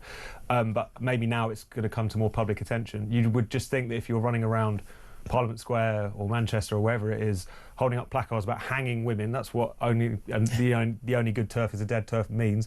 If you're going around defacing statues of suffragist trailblazers like Millicent Fawcett, if you're going around publicly urinating because you're so upset you're no longer allowed to use the women's toilets, maybe you're on the wrong side. That was the one thing that I would offer to them this morning as something for reflection. And I think it's demonstrated, as Bev Jackson from the LGB Alliance was saying earlier, it's because this has always been a misogynistic movement. It's not men who think they're women, it's men who hate women. That is becoming impossible to deny, and it's something, unfortunately, which has been tolerated by people who should know better, people within the Labour Party. Chris Bryant finds this Supreme Court ruling appalling. Has he said anything about the appalling statements that we saw on our streets? Oh, well, exactly. And again, there seems to be more concern for Yvette Cooper, the Home Secretary, about statues being defaced. But it's interesting, the Prime Minister today, speaking at a visit to a school, I wonder if he checked at the school if they had single-sex toilets for the girls who perhaps don't want to be changing with the boys. And as they probably don't want Keir Starmer going around their toilets. No, and they are legal. Well, I don't know. Apparently men think it's OK to hang around women's toilets. We saw some demonstrations at the weekend. But he made this statement. He said, I welcome the decision of the Supreme Court, which has given us clarity, much-needed clarity. And I think for those that are now drawing up guidance, it's a much clearer position. I'm really pleased that the court has now clarified the position. We can move on from there. Yeah, well, you want to move on from there, don't you? This is a man who has told us, basically, that you're a bad, evil person if you don't say that trans women are women. He's tried to have his cake and eat it on both sides. It ain't working out very well for him. He's backtracking. I don't believe a word the man says. We didn't need clarity. If he, as Prime Minister, or as leader of the opposition for many years, had simply said, very, very simply, look, this is clearly not the case. Trans people don't have the right to steal, or trans men to steal women's rights to single-sex spaces. It's quite clear and obvious. We could have had that clarity long before now. I mean, you and I agree, in fact, all of our guests agree, and we discussed it ad nauseum last week. Because, it is absurd that we needed judges to make a decision on this, because we all knew already, apart from, apparently, people like Keir Starmer. But at the end of the day, do you think anything's going to change? Because kids have gone back to school today after the Easter holidays. There are still going to be kids going into school and little girls in primary and in secondary school who are having to share toilets with boys when they've got a right not to. They're supposed to be single-sex, changing rooms. I've got no issue if there's no such thing as a trans kid, no such thing as a non-binary kid, you're a boy or a girl. But if some kids have been horribly just sucked into this world, either on YouTube or by parents trying to be woke at the latest dinner party, which always look at the parents, by the way, look at the parents, is that if they don't feel comfortable in either bathroom, well, you know what, there's a disabled loo, I'm sure, somewhere, or the teacher's loo, you can use that one, that's fine, but you don't get to use the girls' loo because you're not a girl, you're a boy. It's one of those things where the fight really kind of begins now. The thing that's changed is that parents who have been taking their schools to task over policies like this, organisations which have been pushing very firmly for places to actually uphold their legal obligations, it's now abundantly clear that the law is on their side. That will have an effect. Start suing, everybody. Lawyer up. Start suing. And also, that was another thing about this ideology, is it's crept in very quickly. It's taken over a lot of institutions, but in large part because of the concerted effort of certain activists and the ignorance and cowardice of leadership. A lot of those people will turn on a dime once they realise that can no longer, that the game is up, that this isn't going to be worth their while. So I am slightly more hopeful in the fact that there's still work to be done, but there is still work to be done, you know, I think is the I'm not as hopeful as you. I'm really not as hopeful for you, but there we are. Bridget Phillipson, who's the Equality and Women's Minister, again, I don't know why, and Women's, you know, it's like as if these are separate things. She was out and about today. What she wanted to talk about was the free breakfast clubs to open at 750 schools. The plan is that is going to be spread out across the whole country. But we've had a lot of that in, you know, I think London's got the free breakfast clubs paid for, by the way. Not free, paid for by the taxpayers. But this is from Tuesday today. Thousands of parents can access half an hour of free morning childcare as part of the trial. It's going to run to July. They're going to have an expected national rollout. But basically they want free breakfast clubs in every English primary school, and funding is now at 30 million. The scheme will give parents of primary age children up to 95 additional hours of care, save them £450 per year in childcare costs. Now, it's been welcomed by Head Teachers Union. Lots of schools already do this already. I don't understand why this shouldn't be, I don't understand why this should be free. I don't understand why the schools should be giving the kids breakfast when parents can afford to pay for breakfast themselves. I don't think there's a single parent in this country who can't afford breakfast. I've spoken to numerous parents on minimum wages, on benefits, single parents. I've got a lot of friends and family who are single parents who never had to struggle putting a piece of toast or a bowl of cereal in front of their kid of a school day. But we know there are kids who go to school without food. We know that. But that's a parenting issue. Should that become a school issue and an issue for everyone else to pay for? Well, it's an interesting one, isn't it? Because I think this really comes out of the quite paternalistic nature of the Labour Party now, where it kind of sees as its role to take a even greater interest in the raising of children, even the feeding of children. And I think often, sometimes it's partly motivated by not trusting parents to feed them the right kinds of things as well, which is often a sort of under. Well, school meals used to be the most unhealthy meal you'd have. No, absolutely. I mean, those days were unfortunately over from what I can tell. But it's the sort of thing where if one wanted to make the case for this on the basis of it's basically a form of kind of extra free, not free because people pay for it obviously, but it's an extra form of childcare.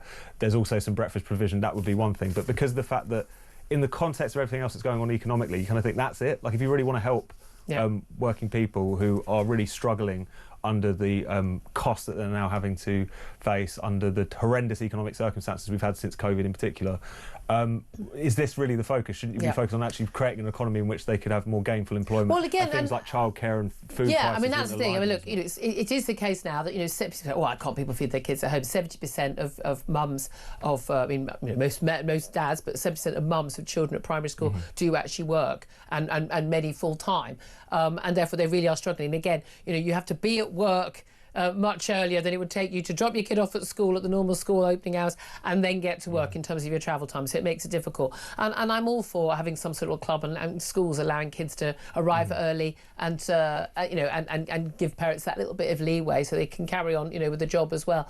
And again, I think kids having working parents who get up in the morning and go off and do and pay their way is very, very important. We know kids do better in those homes. But I just think we are taking away so much of the duties of parents. I mean, teaching kids how to clean their teeth. Kids are turning up at school now at the age of almost 5 years old, still in nappies. They can't sit upright. They can't hold a pencil. They've never seen a book. You know, they don't know how to follow instructions. They don't know how to take turns. I mean, this is basic parenting. I mean, I'm trying to move away from being quite nanny state in my soul in terms of, but there are good ways and bad ways to raise a child. And anyone who's got a child, or got friends who've got children and family members, will know what works and what doesn't. It's not actually that complicated. There's routine, there's rules, there's discipline. And I don't mean hitting your kid, I mean just expectations of behaviour. There's, you know, it's the food you give them. And no, it doesn't have to be expensive. Vegetables are very cheap, you know, and it's all this stuff. And, you know, bedtime, things like that, you know, and it's just talking to your kids. Put your sodding phone down and read your kid a book. You know, this is basic stuff. And we are taking more and more away. At this point, I think we should just have kids who just go into little pods, we give them an iPad, and then someone else takes care of them, and parents have nothing to do with them. That's the way we're going. And especially where the school is concerned, if you think about so many different areas, they're now kind of involved in teaching kids, you know, like kind of life skills in a way that wasn't previously necessary. Mental health. There's often relationships. A lot of sex and relationship education has been widely expanded, far beyond the kind of birds and the bees and the kind of, you know, necessary bits of information that you might want to impart through to it really becoming a discussion about something that really should only be between parents and children. And it's the problem is the more you feed this, the more there's an appetite for it, in a sense. The more people turn Oh, well, to let school deal with the that. state to handle it. And it's also just an overload on the education system. I mean, in some of the reports around this Breakfast Club plan, a lot of them saying, is the funding actually going to come through? Are we going to have to start shouldering the cost for it? Yeah. Teachers now have to be social workers. They have to be gender ideology experts until about 5 minutes ago. They have to deal with all these things. Meanwhile, there are kids who are struggling to come out of school knowing how to read and write effectively. So maybe we should focus on that, would be my proposal. Why don't parents do the parenting and schools do the teaching, and let's see how that works out. And here's a top tip, parents. If you don't want to spend time with your kid and you don't want to actually feed your kid and read to your kid and spend time with your kid and talk to your kid, put them to bed at the right time and all that, maybe don't have a kid. I mean, I don't know, big part of feminism. I mean, one of the most amazing things that ever happened to women was the contraceptive pill, was the ability to control your own fertility. If you don't want a kid, don't have a kid. Once you've had a kid, do the job properly and stop expecting the teachers to do it for you. Oh, and me as a taxpayer to pay for it. Your lesson from Julia today. 11:22 is the time. Up next, going to get to your calls, particularly on Keir Starmer and trans activists, and on anything else in between. Give us a call, 0344 499 1000. Your thoughts on Breakfast Club's very welcome too. This is Talk.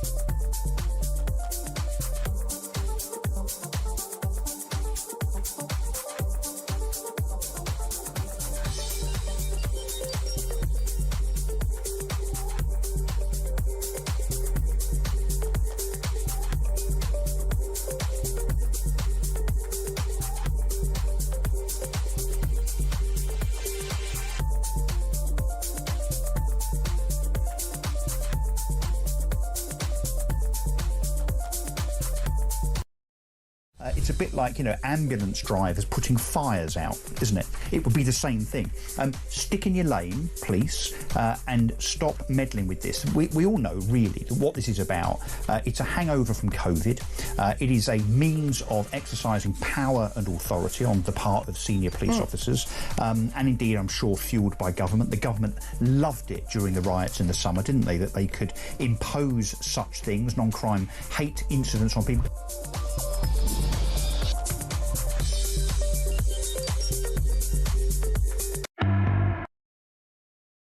Across the UK, on DAB+, on your smart speaker, on your smart TV, and on your side. This is Talk. This is Talk, the home of common sense, with me, Julia Hartley-Brewer. Tom Slater still with us as well. Let's get to your calls, 0344 499 1000, in particular on some of this trans activism. It's still in the news, guys. Angie's on the line in Plymouth. Hello, Angie. Hi, Julia. Hello. Fantastic show as always. Well, thank you so much for waiting. I wanted to speak to you in the last time. I said, get her back on the line. I promise we'd have lots of guests. What do you want to say, my darling? I love you bits. Yeah, no, what I want to... there's so much I want to say. Firstly, before I get on to what I want to say, is can I just let you know that all our 6 grown-up children were given their breakfast every day before they went to school. I just thought I'd mention that. Oh, really? I mean, and how did you manage that, Angie? Oh, I just don't know. It's calling getting out of your arse out of bed in time. Language. Being organised. Apologies for that language. Oh, sorry, is that wrong? Sorry. Getting your behind out of bed in time and being organised and having clean uniforms for them, taking them to school, and also I used to give them packed lunch, and then they also had to have a cooked meal when they came home. Funny that. I mean, Angie, you're a saint, but again, used to be normal. But anyway, right? What else do you want to say? But, the first thing I really wanted to say was that I just found it really actually distressing yesterday to see people threatening death to one of my, obviously as a retired English teacher, J.K. Rowling is one of my heroes anyway, because she did so much for literature and Oh, didn't she? Yeah. Fantastic woman in so many ways. Death threats being made to her, and the police just stood there doing nothing. Yep. I mean, I just did break down actually, and I just found it absolutely disgraceful, and I really, I am a deep down optimist. I do think that actually what's going to happen is that the Labour Party are going to mess things up so badly that everybody's going to come to their senses and turn this country around again. But I really, that was a shocking sight. I mean, it wasn't even shocking to me because I've seen online they take so little action. Now, again, Tom Slater's here. You're pretty much free speech absolutist, and I'm not quite so much. But no one, even in America with the First Amendment, you're not allowed to make threats of death against people. That's that is a criminal offence. And it seems to me if those messages those slogans were spouted by women activists against trans people or anyone and everyone against migrants, Muslims, gay people, any supposed vulnerable group, 100% the police would have stepped in. I mean, 100%. Their behaviour, their aggression, police would have gone in with batons if it was any other group of people. No, I totally agree with you. I totally agree.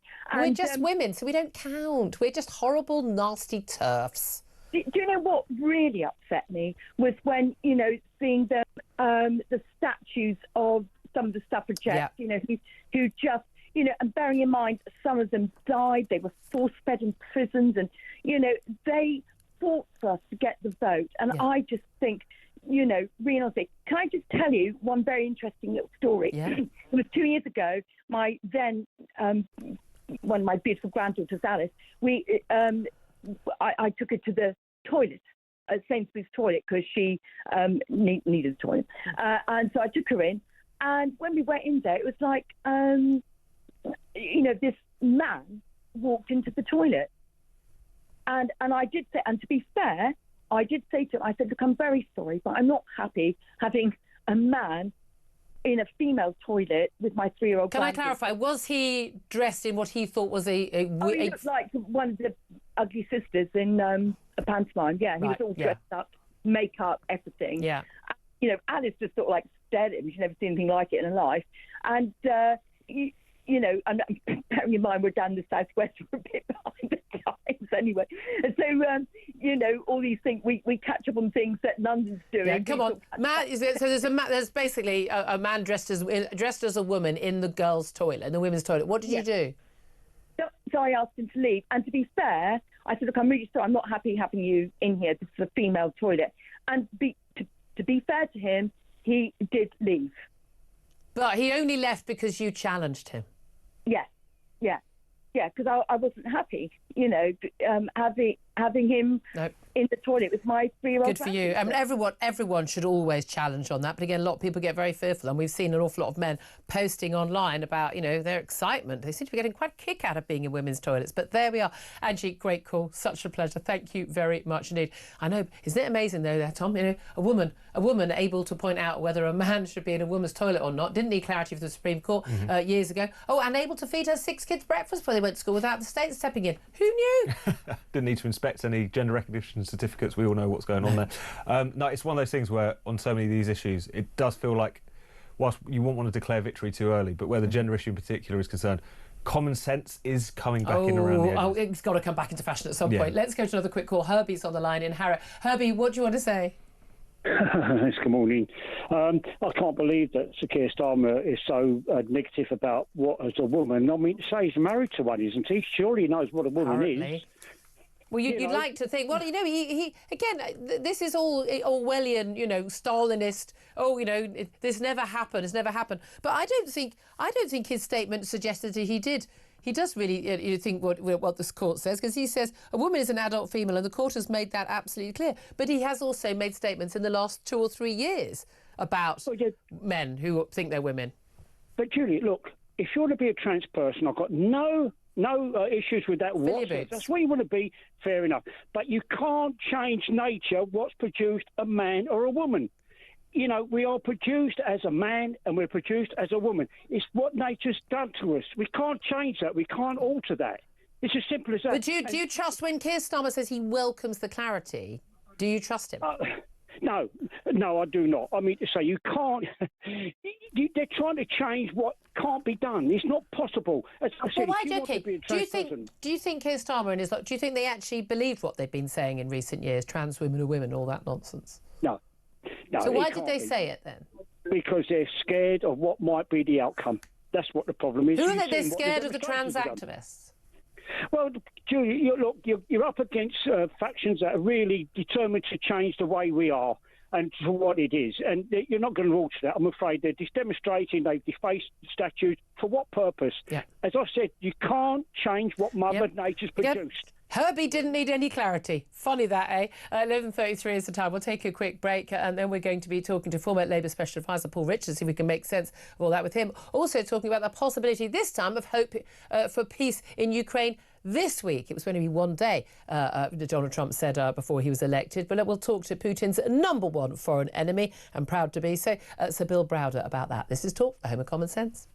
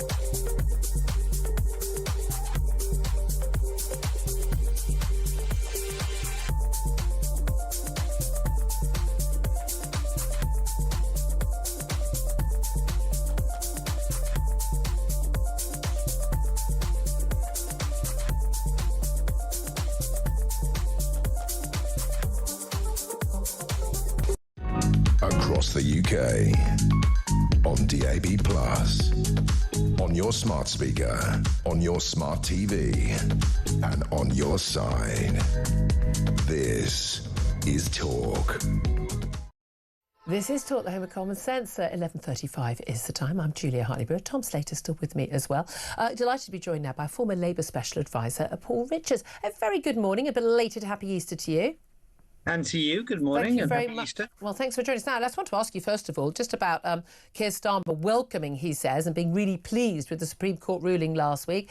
It took him 6 days. I mean, he was away on holiday. You know me. I'm a big fan of the holiday. He was away on holiday with his family, but certainly not on the day or the day after that result came out and the Supreme Court ruling that women were women and men were men, and men who think they're women can't use women's single-sex facilities. It was very, very clear. And he's been back since, I think, Sunday. He's now finally been asked in public, and he says he welcomes the decision of the Supreme Court. It's given us clarity, much-needed clarity. Do you think he does welcome that decision? Well, first of all, I think we can forgive him for not instantly going to Twitter or whatever it might be to, share his views over Easter. The result was out on Wednesday morning. He was obviously respecting the holiday. And, no. The result was out on Wednesday morning. And then I think we have to say what he says at face value too, which is that he welcomes the clarity the Supreme Court has given us. And I think any sensible person would be in the same place. It just the court has spoken, they've deliberated upon it, they said what they've said, and now we need to move forward. Should we take also at face value things he said in the last 3 years about it's not actually true to say that only women have a cervix, as one of his former MPs has said, and that. Very, very, very, very questionable statements about the percentage of women who have a penis. 99.9% of us don't, apparently. So should we take that at face value too? Well, he's a lawyer and he's looked at the Supreme Court judgment, and that's what will inform government policy and his. Well, except that was always the law. But it was always the law, wasn't it? People like Keir Starmer who gave us the lack of clarity in the first place. No, I disagree with that. I mean, the court case was brought by people who did want to dispute it, but the Supreme Court has spoken loud and clear and unanimously what the situation is, and that, as ministers on the media rounds this morning have been making absolutely clear, is what will inform the Labour government going forward. But is it completely good? What about the likes of, there's a WhatsApp group that was LGBT plus or whatever, how many letters we're adding on, and after that group within government, Chris Bryant, a prominent gay Labour minister, Angela Eagle, again another prominent gay Labour minister, both agreeing that this was, they weren't happy about the ruling. How would they, organise against it? And even saying that the chair of the Equalities and Human Rights Commission, in saying that, men can't become women and men can't use women's single-sex spaces, was appalling. So are you sure the government really accepts this? I am totally sure of that. And I think, a couple of things. One is just shows the idiocy of writing these things down on WhatsApp groups. People think WhatsApp is secret. It's okay if they think it and we don't know about it. I just don't think that people should be putting this stuff out there, because if you write it in WhatsApp, you may as well stick it in the Daily Mail. We all know that. But second of all, the government is of one mind on this, because the Supreme Court obviously. Well, they're not. No, but they're obviously not, because the issue isn't that we found out about it. The issue is that they think it. Well, they would say that they've been taken out of context, and I think they could say that, but it's not true, because we've seen the messages in full. I just think that the Supreme Court gave us absolute clarity. The Prime Minister has made it clear. You've seen cabinet ministers this morning echoing that view, and that's the view that will inform government policy. Full stop. Here's the thing: he's a lawyer. The law was already clear. We already knew it, and yet he's been part of a government and a Labour Party. Tories were just as bad. Kemi Badenoch, new Tory leader, to be fair, she was solid on this all the time, even when got a lot of grief for it. But the Labour Party, 4 years, has been pushing this agenda, saying that trans women are women, and that men who think they're women or dress up as women can use women-only safe spaces, including toilets, changing rooms. By the way, Labour members, Labour elected politicians in Scotland voting for the likes of Isla Bryson, a double rapist, to be allowed to be in a women's prison because he put on a wig and claimed he was trans. Now, I'm sorry, although we could see his todger through his leggings, so I'm not quite sure it was a very convincing little costume. I'm sorry, but how could anybody trust Labour on this issue? Well, I think the reason is because Keir Starmer's made it absolutely clear that the Supreme Court judgment is the one that will inform government policy. Okay, so today kids went back to school. People are going into work in hospitals and in local councils and in many public bodies, many of which are paying money to the organisation Stonewall. Used to be a fantastic gay rights organisation and charity. Now it's basically a misogynistic anti-women trans rights organisation. That body has been paid millions of pounds in total by public bodies paid for by taxpayers, to give what has been completely incorrect legal advice to bodies about whether or not they have to provide single-sex spaces and the like. Should the government stop giving taxpayers money to this organisation? Well, I think Stonewall itself has to look very closely at the judgment and question its own policies. I mean, I was a great supporter of Stonewall back in the 80s when we were fighting Clause 28, and it was a legitimate organisation. I do fear it's lost its way a bit since then. So should the government stop giving my money to them? Well, I think there needs to be, they need to look to themselves first of all. Answer the question. And then I think that if they carry on, there is a question then about whether public money goes to them or not. I think that's a reasonable question to ask in the light of the Supreme Court judgment last week. OK, let's also talk about league tables. Yvette Cooper, the Home Secretary, is announcing today that officials must publish the first detailed breakdown of offences committed by foreign criminals living in the UK while awaiting deportation. And we'll know basically the nationalities of the migrants with the highest rates of crime. Albanians, Romanians and Poles are expected to be among the worst offenders for crimes, including violence, robbery, theft and drug dealing. Now, previously, Home Office officials said it was too difficult to provide this sort of quality data, but she now said by the end of the year she wants to see that data. Now, I can't believe that's something Yvette Cooper's been keen on doing, but there's been a lot of public pressure for this information to come out. Do you think it's a good thing we should know these details? Well, hang on. I think it's the exact opposite of that. I think she's very keen to get this information out there. She's come up against the blob telling her she can't. And as a strong minister, she said, well, actually, the public need to know, which is why these numbers will be in the public domain. And you should welcome that because you've been calling that for months. I think all government data, all public data should be made public. But I mean, I just can't believe it's something that Yvette Cooper feels very strongly about personally, given Yvette Cooper doesn't really believe in borders, judging from my previous interviews with her.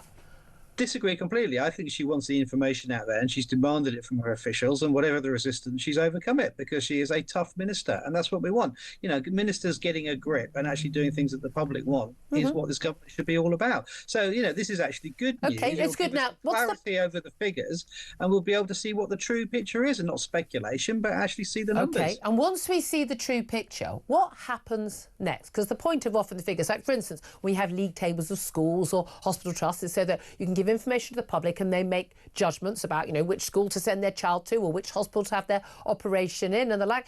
What would be the purpose of us knowing which particular groups of nationalities are responsible for the most crime in this country? Well, I think A, it will help dismiss any mythology and, you know, people getting blamed if they're not actually to blame, and B, it will help us inform what the police do in terms of cracking down in gangs or whatever else. But, you know, as ever, we should have the policy based on the evidence. So getting the evidence out there of who is doing what and what the numbers tell us will then help shape the public policy response, and that's, you know, the best kind of policy, isn't it? Well, I mean, it won't be, of course, it won't be everybody who's a foreign national in the country, will it? Because it's only those awaiting deportation, which will be a very small number from people in this country. But we've certainly seen some stats that have been compiled, this country and others, which do suggest there are certain nationalities from certain parts of the world who have a much, much higher crime rate than other nationalities. Should we think about, well, much tougher policies in terms of immigration for people coming from countries where there has been a demonstrated higher rate of criminality? Well, I think the answer is actually if it proves that there are certain nationalities involved in gangs, let's say, who are coming here to be part of criminal gangs, and that will help the police and the other authorities crack down on that particular form of criminality. But it's not because they are from that country, it's because they've been brought here to be part of gangs and organised crime, and that will help the police do their job. So, you know, getting the evidence out there is a really good idea. That's a good news story today, along with breakfast clubs. That's the other good news story that I'm sure we're going to come to. Yep. But it will help the police do their jobs better. So who's going to disagree with that? I mean, it'd be nice if the police did do their job better and arrest people who commit actual crimes, then rather than hurty words on Twitter. Perhaps people holding up placards calling for the death of women activists might be a good start.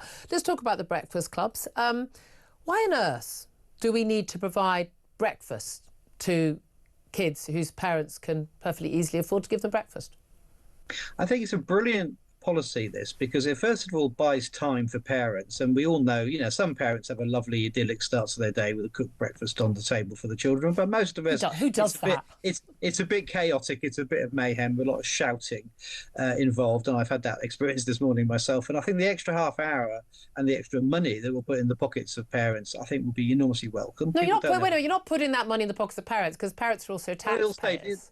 It'll save them money and time, time, you know, is money, and we don't work 9 to 5 anymore, and the transport system doesn't work. So, you know, most people's mornings are chaotic and difficult. Oh, they're not actually. Well, I think most parents function perfectly well. I mean, I would say if you've had a morning like that today, get up a bit earlier.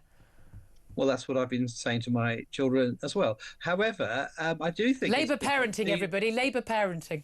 Do you want me to come and sort that out for you? It doesn't happen in my house, Paul. It's a good idea for people to get into school. And what teachers will tell you is, of course, it means that it helps with discipline as well, because the kids are not going to be badly behaved or as badly behaved if they've got food in their tummies. But again, I'm not disputing that children should be in school on time and have breakfast. I'm disputing who gives them the breakfast and who pays for it. I don't see why I, as a taxpayer, should pay for someone else's kid to get breakfast when they can afford it themselves.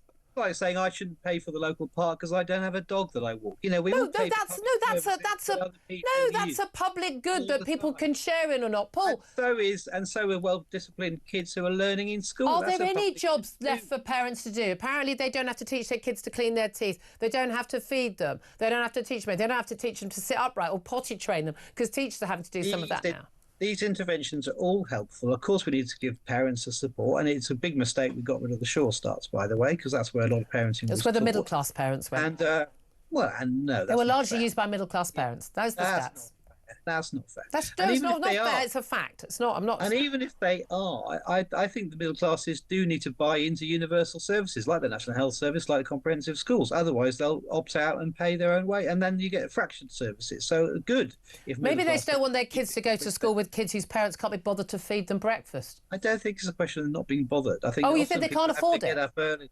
No, I think it's to do with time and the pressure of work. Both parents working, often have to leave the home before the kids have to, so the kids are often left on their own. And you will help parents, in a difficult cost of living crisis. You don't leave your kid if your kid can't listen, Paul. If your kid can't pour a bowl of cereal for themselves or put a piece of bread in the toaster, that kid can't legally be left alone. So that's a load of nonsense. All the evidence is that breakfast clubs are successful. Now, this is a pilot scheme being rolled out this morning. It's 750 schools in all kinds of different schools all over the country. Right. Let's see if it works. We'll see if it works. Let's just spend some more taxpayers' money. Paul Richards, I appreciate your time. We've got to go to a break. Former Labour Special Advisor. Up next, Sir Bill Browder, Putin's #1 foreign enemy. Are we going to get peace in Ukraine? This is Talk.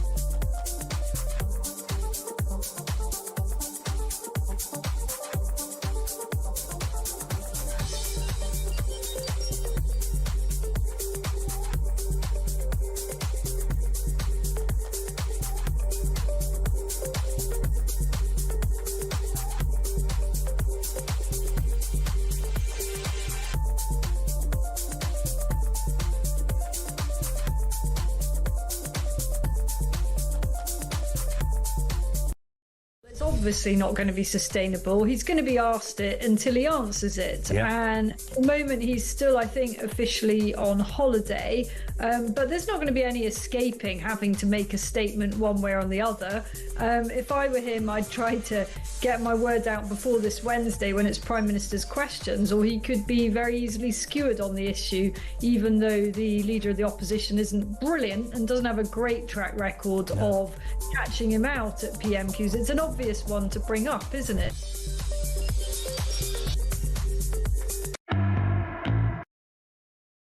Across the UK, on DAB+, on your smart speaker, on your smart TV, and on your side. This is talk. Home and Common Sense with me, Julia Hartley-Brewer. Going to get Tom Slater's view on what our next guest has to say. Peace in Ukraine. Well, we had a truce, or did we, over Easter, announced by Vladimir Putin. That is well and truly over. Did it ever really begin? And will we actually get the peace in the next week that apparently Donald Trump thinks he could get? Let's talk about this with Sybil Browder. He's, of course, Putin's #1 foreign enemy and head of the global Magnitsky Justice Campaign. Very good morning, Sybil. Good morning to you. I mean, let's remember that Donald Trump talked about how he was going to get peace in Ukraine on day #1. Well, that's not worked out very well. It's no longer January. It is now mid-April. Do you think there is any chance at all there's going to be a peace deal this week? And what would it consist of?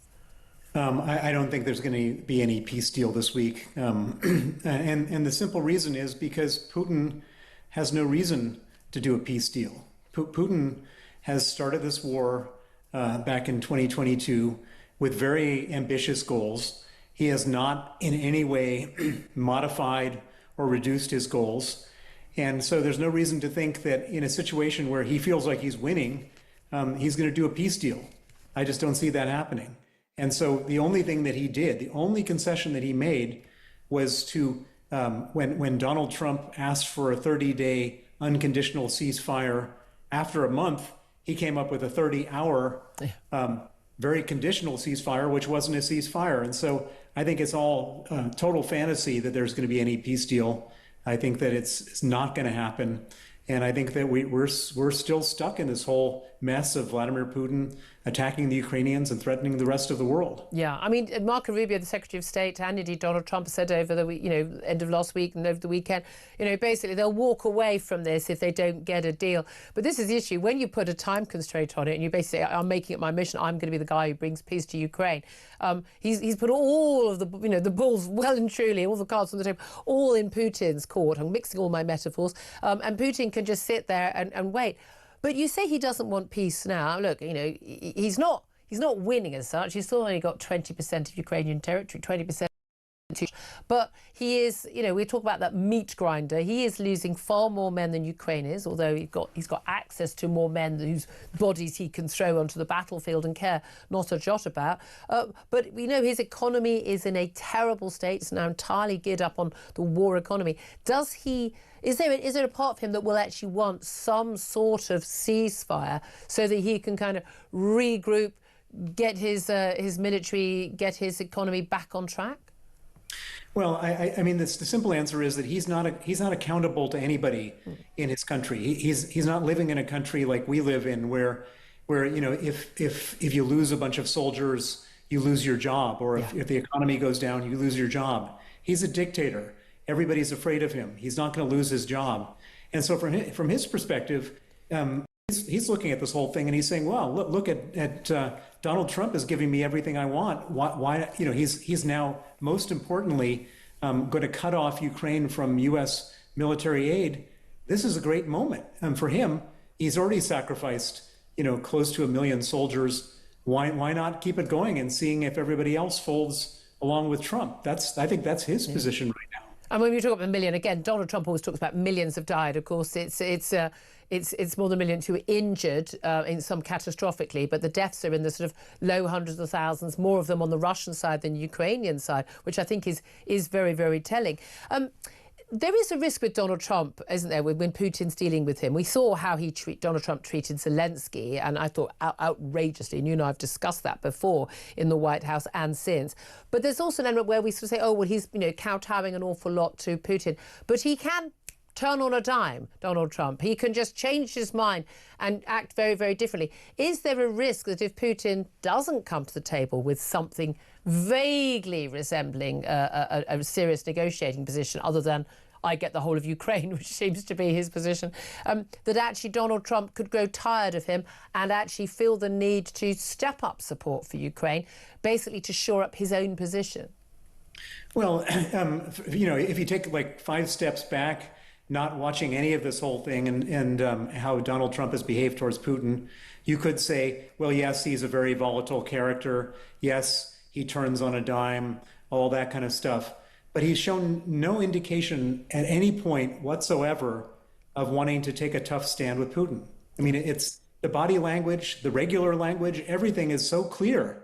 You know, when people said, well, Putin is delaying and he's prevaricating, Donald Trump, instead of saying getting mad at Putin, he said, well, yeah, you know, I do that sometimes as well. And so it's very difficult to imagine, based on what we know, what we've seen so far, him getting tough on Russia. I just don't see that happening.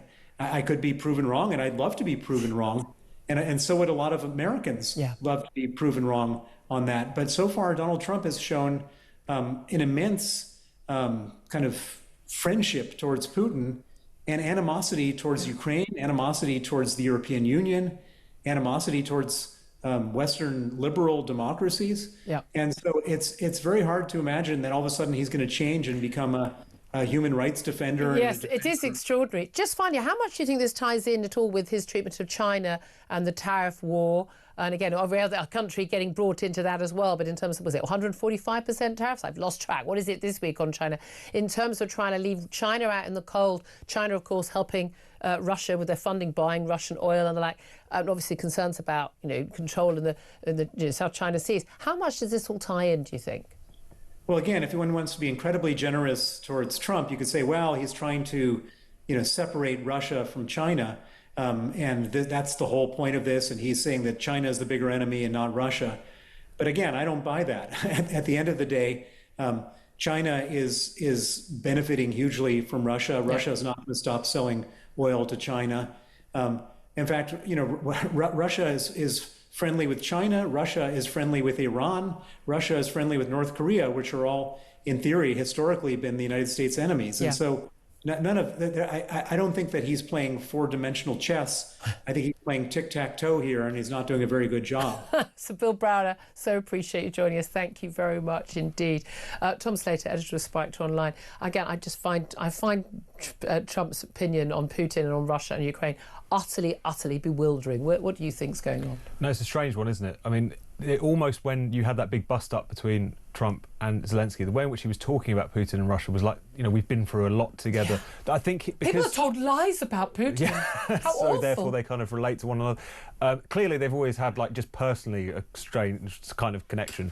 And there was also this kind of sense in which, because the Democrats went after him so much over Russiagate, this nonsense that he was some kind of Manchurian candidate, it has almost just, the partisanship of that has clouded his judgment, to put it lightly. That said, the last thing that Trump wants to look like in life and in politics is a sucker, is someone who's being played. And if it does get to the point where he keeps saying, oh, Putin wants peace, I want peace, we're going to strike a peace deal here, and you still see them breaking ceasefires, or you still see them continuing to up their aggression. At what point does he think, maybe I'm looking like the one who's being played here? I don't know. I know, that's always my hope, that he would realise it was just he was being publicly humiliated himself. But again, since an awful lot of it, what he and his envoy, Steve Witkoff's about, just utterly made up pretend facts about Ukraine. It doesn't bode very well. Love to hear your thoughts on that. 0344 499 1000 is the number to call to have your say in any of the topics we're talking about. Up next, delighted we're going to be talking to a former Conservative government minister, Sir Jacob Rees-Mogg. This is Talk.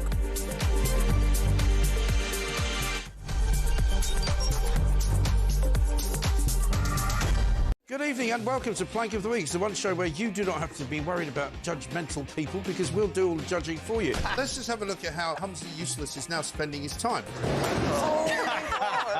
There goes your career, mate.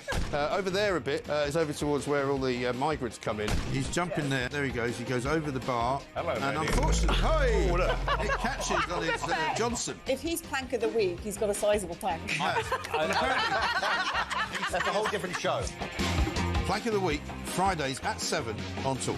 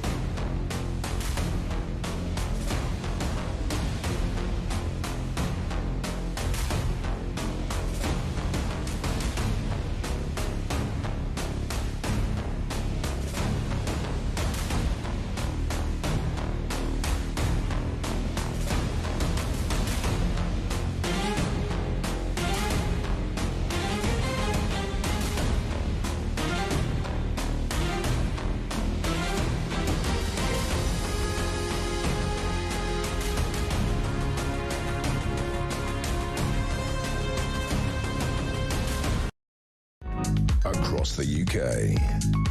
On DAB+, on your smart speaker, on your smart TV, and on your side. This is Talk.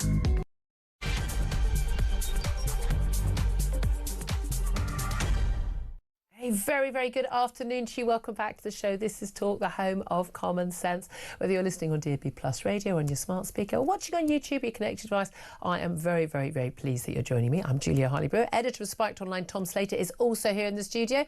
Very, very good afternoon to you. Coming up in now we're going to be talking more about the plans for the Pope Francis's funeral set for this coming Saturday at 9 o'clock UK time. We'll also talk more about his legacy. Also, why the nationalities of migrants awaiting deportation with the highest rates of crime will finally be revealed by the end of this year on official league tables. But why on earth were they not revealed before? What was everyone worried about? And the Tories have announced plans to scrap non-crime hate incidents. If only they'd been in power for all those years that they were being used while the Tories were in power. Tory leader Kemi Badenoch has proposed a new law to protect free speech that would ban police in almost all cases from collecting personal data where no crime has been committed. Plus, we're going to talk about the Quango boss who was paid a total of £145,000 a year to sit on the boards of nine different government bodies, managed to miss 1 in 4 meetings. I mean, not quite sure they were getting that 145k for. Anyway, we'll talk more about all of that and plenty more besides, and get to all of your calls. Lots coming in about a lot of the different topics we're talking about. Breakfast clubs. I don't understand why I'm paying for other people's kids to get breakfast. I don't mind a school having a breakfast club, but you have to pay for it. You can afford to buy your own bread and your own cereal and milk. I don't see why the rest of us should have to pay for it. But also, Keir Starmer finally breaking his silence on last week's Supreme Court landmark gender ruling. It was on Wednesday morning, that ruling. Taking him 6 days until he was finally back at school and was asked by journalists what he thought, and he said he welcomes the much needed clarity for women. But isn't part of the reason why we didn't have clarity, I mean, you and I thought we had clarity, was people like Keir Starmer saying that 99.9% of women don't have a penis. What is your reaction? Give us a call, 0344 499 1000. Text the word talk and then your message to 87222. Get in touch with us on X at Talk TV. Calls are charged at the national rate. Text costs £1 standard network rate message. Let's come to you, Tom Slater, before we go to our first guest in this hour. On the trans issue, do you think this is going to be something that's going to be an issue? I mean, I don't know, the local elections next Thursday, is it going to be an issue at the next general election? A lot of people just kind of want this issue to go away. Women's rights activists want it to go away because we would just like to have our single-sex spaces, and can we all just get on with it and stop the pretence that men can become women and can have a right to use our spaces? That was clarified by the law last week. But trans activists seem to, and I don't mean someone who's just living a life and wants to dress as or behave as if they are not the sex they were born. Carry on, fill your boots, do what you want. I don't care. Live your best life. I want you not to be discriminated against or in any way lose out in life, but you don't get my rights too. But I'm talking about the trans activists, the ones who are saying there's no such thing. The only kind of good turf is a dead turf and things like that. Do you think they want this to go away? Do you think the Labour Party and many of the activists in the Labour Party want it to go away? I think certainly the Labour leadership would be very happy if this issue just quietly resolved itself. It became clear that they at the very least realised they were on the wrong side of public opinion, and that therefore wouldn't it be wonderful if Supreme Court judges took this out of their hands? They could have clarified the law at any point if they wanted to. So did the Tories. It should have been something that the Tory government did before they moved out of power, not least because it would have put pressure on Keir Starmer to keep it or to try and give in to the activists on his own side of the aisle. They want it to go away. It's not going to go away. First of all, because there's so much more work left to do. You've got institutions which have been captured by this ideology. Yeah. It's going to take a concerted push for that to reverse itself. It's also because of the campaigning of gender critical activists and women's rights activists and LGBT activists and various journalists who've been on to this for many years now. There is an interest in this issue. There is an awareness of this issue.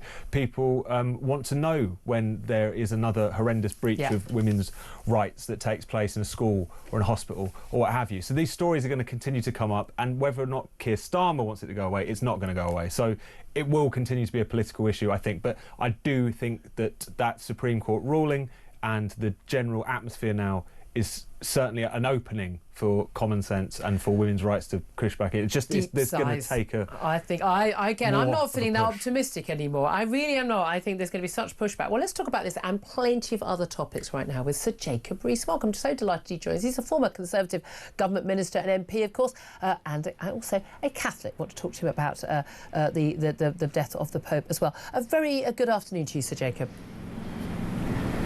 Oh, good afternoon. You've got GB News presenter, which is one of the key things that needs to be said too, so thank you. Did it need to be said? Yes, it did. No, top priority. Top priority. I mean, the boss told you to do that. Well done, you. All right, then, let me ask you... Well, no, I'm very keen on it. All right. So, Jacob, move on. Let's talk, first of all, about trans, and in particular, the Prime Minister saying he's really pleased with the Supreme Court ruling. His first comments took 6 days since that verdict last week, saying he welcomes much-needed clarity on the issue. Did we need clarity on that issue?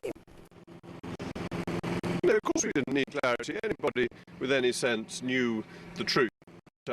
Women and men are biologically created at the point of conception and grow from that. And this whole argument has been faintly ridiculous and the position of the Labour Party absurd. Well, it has been ridiculous and it has been absurd, but I hate to tell you, all of this happened under a Tory watch. You guys were in office, you were in government, in senior level as a cabinet minister for a very long time. While this whole ideology grew, while women and girls were losing their basic rights. Again, the law didn't change last week. It was clarified as what the law always should have been. The 2010 Equality Act gives women the right to single-sex basis and girls. And yet, under the Tories, we saw mixed toilets in schools, at work. In many public places, we saw trans ideology thrust down the throats of pretty much anyone and everyone in the public and private sector, all across the civil service. You guys did absolutely nothing about it. Why not? Well, that's simply not true. Alistair Jack vetoed an effort by the Scottish government to enforce automatic recognition of whatever anybody felt like in a major constitutional clash. He really showed great courage in doing that. He spoke out when they were used under the devolution settlement. Come on, he spoke out when they were going to put a double rapist into a women's prison, for goodness sake. Do you know how many men are currently in women's prisons in England? Hold on. No, hold on. That's what you're saying isn't accurate. He acted in response to a bill that was going through the Scottish Parliament. He didn't react to an individual issue because that wasn't under his jurisdiction. I realise that. He reacted to what was under his jurisdiction, which was to stop a bill going through, and that was then taken through the courts, and he won. It was a major victory for the Union, but it was, as in the United Kingdom, and it was also a major victory for common sense. So the Conservatives did do that. If you look at any of the things I said during this period, I made it clear that I understood the difference between a man and a woman. But the point of our courts is that they establish what the law says. Parliament passes laws, and then people push them in one direction or another, and ultimately the courts decide. That's their proper role. Government ministers do not adjudicate on the law. Oh, but okay, once there was some confusion over what the word woman meant, I mean, still can't work out how that happened. At that point, there could have been a law, certainly under Boris Johnson. He had a massive big majority, as did, Liz Truss and Rishi Sunak, could easily pass a law saying, to clarify, a woman is biologically, is a biological woman, an adult human being. Right. There was never any clarity.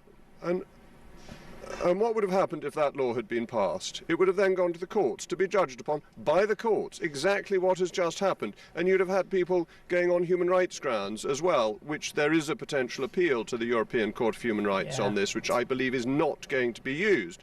But nonetheless, Parliament passes the law, as was done when the Conservatives were in office. The judges determine it. The judges have determined that the law that was passed when the Conservatives were in office, or implemented when the Conservatives were in office, made it clear what a woman was and what a man is.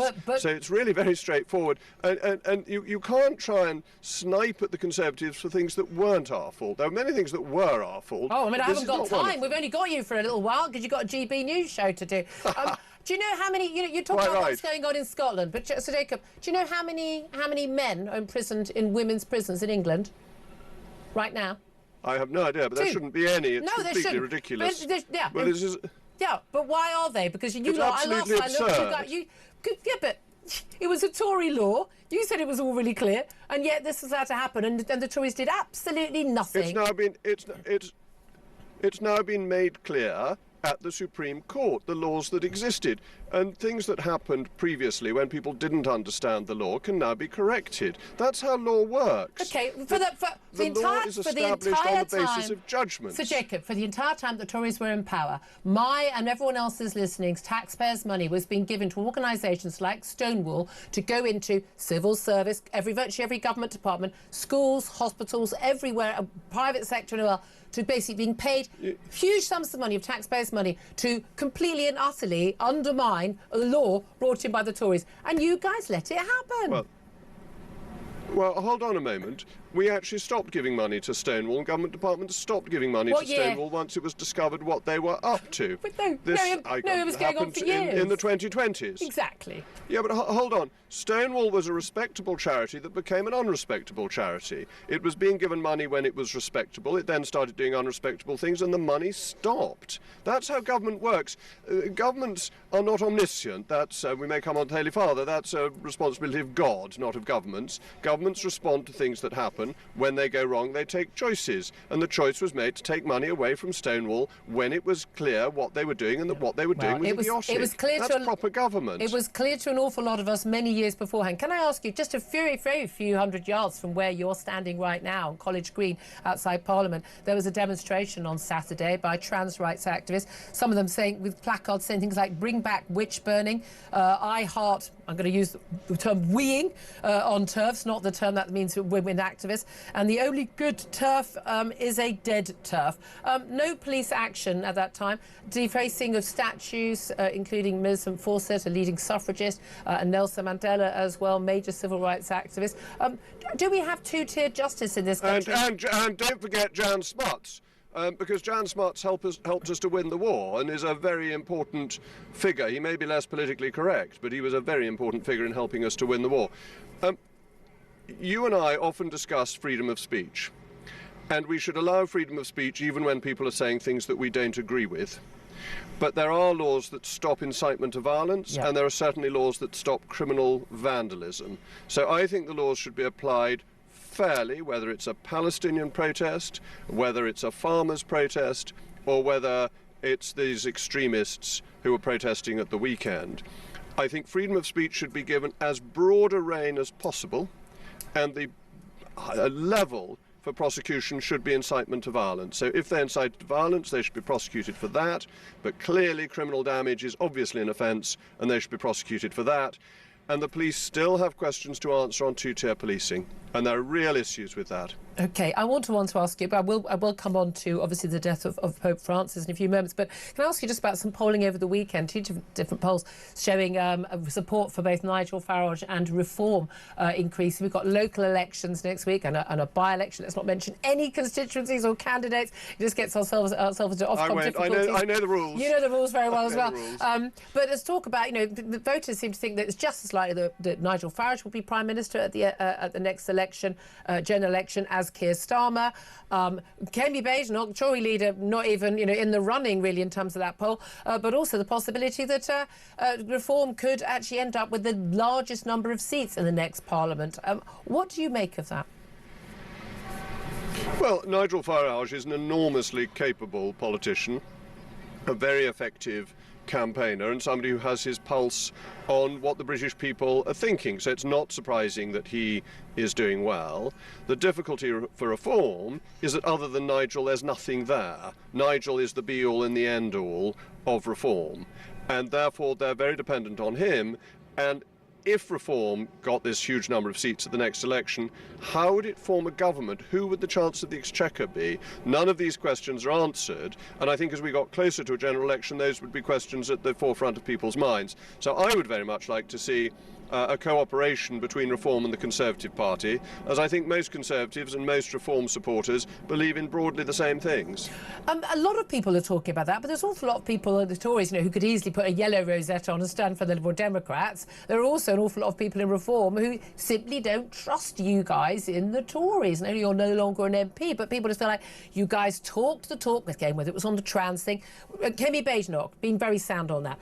Non-crime hate incidents, she wants to get rid of them. But they were brought brought in by the College of Policing in 2014. Again, long time before this government, your government was out of office. People simply don't trust the Tories to do the things they say they're going to do. Isn't that the issue? Well, any party that's in office for a long time will have blots on its escutcheon, and there are certainly blots on the Conservative escutcheon. The question is, what do you want by way of a government? Who do you want in that government? How do you want to achieve it? And if the Conservatives and Reform unite, there is the prospect of a huge majority that can do proper Conservative things. And if there are people who are basically Lib Dems, well, they'll have to go along with it, I think. They'll find that the Conservative Party and the Reform Party is what the country want. They want conservatism. Well, we shall wait and see what happens there. Just finally, I say you are a Catholic, a very prominent Catholic in the British political scene in Westminster. The announcement yesterday that Pope Francis had died at the age of 88. We've already had a meeting of the cardinals to agree his funeral. It's going to take place in Rome next Saturday morning, about 9 o'clock UK time. What is Pope Francis's legacy? What will you think will be the biggest takeaway from his 12 years as Pope? Well, as always with popes, there's a strong element of continuity. The perpetual teaching of the Church is unchanged, but the emphasis is different with each pope. Pope Francis emphasised God's forgiveness, which it's always important to remember, and to remember that we are all in need of it, particularly, obviously, me. He was in lots of ways, certainly in his words, and I'm not sure any Catholic, any Pope, all Popes are Catholic, is so much so in his deeds, but he was very woke in terms of his stances on things like climate change, on refugees, on Gaza, talk the talk on lesbian and gay rights, some of it not actually sort of carried through in reality. Do you think that the heads of any church, whether it's the Catholic Church or the Church of England, in terms of our Archbishop of Canterbury here, need to get more involved in politics because it is a big part of sort of morality, or should they move away from politics? Oh, I mean, it was established by the end of the Middle Ages that the papacy was responsible for spiritual affairs, not for secular affairs, and that's a very good position to be in. The Pope obviously called for peace. That's the sort of thing that popes ought to do. Christ turned the other cheek. The Pope understandably values the individual. So when he was talking about immigration, he was talking about the individual who should be valued. It's politicians who have to deal with the numbers, with the hundreds of thousands, and whether that is possible. And in terms of gay rights and so on, none of the teaching of the Church changed. It's all remained exactly the same, but he was open to forgiving people if they were in need of forgiveness, and that's a proper papal thing to do. It's a power given to St. Peter by Christ. Those whose sins you bind are bound, and those whose sins you release are released. That's a papal prerogative. And in terms of who will succeed him as Pope, the cardinals will be meeting to decide that. We'll have these long meetings, these enclaves where they're very sort of locked in a room and have to come to a decision, and it's either black smoke if they haven't made a decision, white smoke if they have. Lots of talk about, I mean, again, it's a bunch of men who are making decisions. Many of them are actually appointed by Pope Francis during his term in office. They'll be making a decision. In terms of who are the front runners, and what they would espouse. Do you have any favourites? Do you have any idea on who it might be? I don't. I have confidence the Holy Ghost will make a good decision. The two old lines are that young cardinals vote for old popes. Doesn't always work. Pope Leo XIII was very old and went on for a very long time, so they sometimes get a bit surprised by that. And the other line, given to me by the Archbishop of Southwark, who you can watch on GB News between 8 and 9 this evening. Oh, for goodness sake, Jacob. Said to me that if you go into the conclave as a pope, you come out as a cardinal. Fair enough. I'm going to leave it there. Anyone else you want to plug? So Jacob Rees-Mogg, former Conservative government minister and Catholic, and apparently he's got a show somewhere. Tom Slater, I mean, goodness me. I do find it fascinating when someone like Jacob, he's a very staunch Catholic, and no disrespect to anybody's religious views. We welcome all, one and all here, religious, non-views, views, whatever. Talking about, the Holy Ghost will make the decision. It is still fascinating, and even with our head of our church here in the UK, in Church of England, the Queen or the King, this idea that these people have a special link with God and are chosen, the cardinals come and through the Holy Spirit they choose the Pope. As an atheist, I find this very, very difficult to come to terms with. No, absolutely, and I'm an atheist myself, and it's one of those things where it's quite striking when you see still what a large role kind of spirituality, God, religion plays in billions upon billions of people's lives the Less world and over. less in Britain, though. We No. have 6 million Catholics. We have a lot of people who claim to be CV, but they go to maybe Mass on Christmas Eve. No, absolutely, and there's often a lot of soul searching within the church as to why those flocks are kind of diminishing. But I think there's also on the atheistic side, it's worth kind of asking the question, you know, what is it about a kind of more secular, rational kind of enlightenment politics that seems to lack a certain something in some people. They still, you know, feel that there's questions that can only be answered in a more religious setting. So it's just fascinating that even though we sometimes like to think of ourselves in a kind of post-God era, those questions are still very important, profoundly important for billions of people around the world. Absolutely. 12:22 is the time. We're going to take a break. We'd normally take your calls after this time, but we're going to be talking to Lord Young. He's the Tory peer and founder of the Free Speech Union about non-crime hate incidents. Tories want to scrap them. That's up next. And I promise after 12:30 we will get to your calls. Give us a call on all the topics we're talking about today. 0344 499 1000. Lots of your texts and tweets coming in too. This is Talk.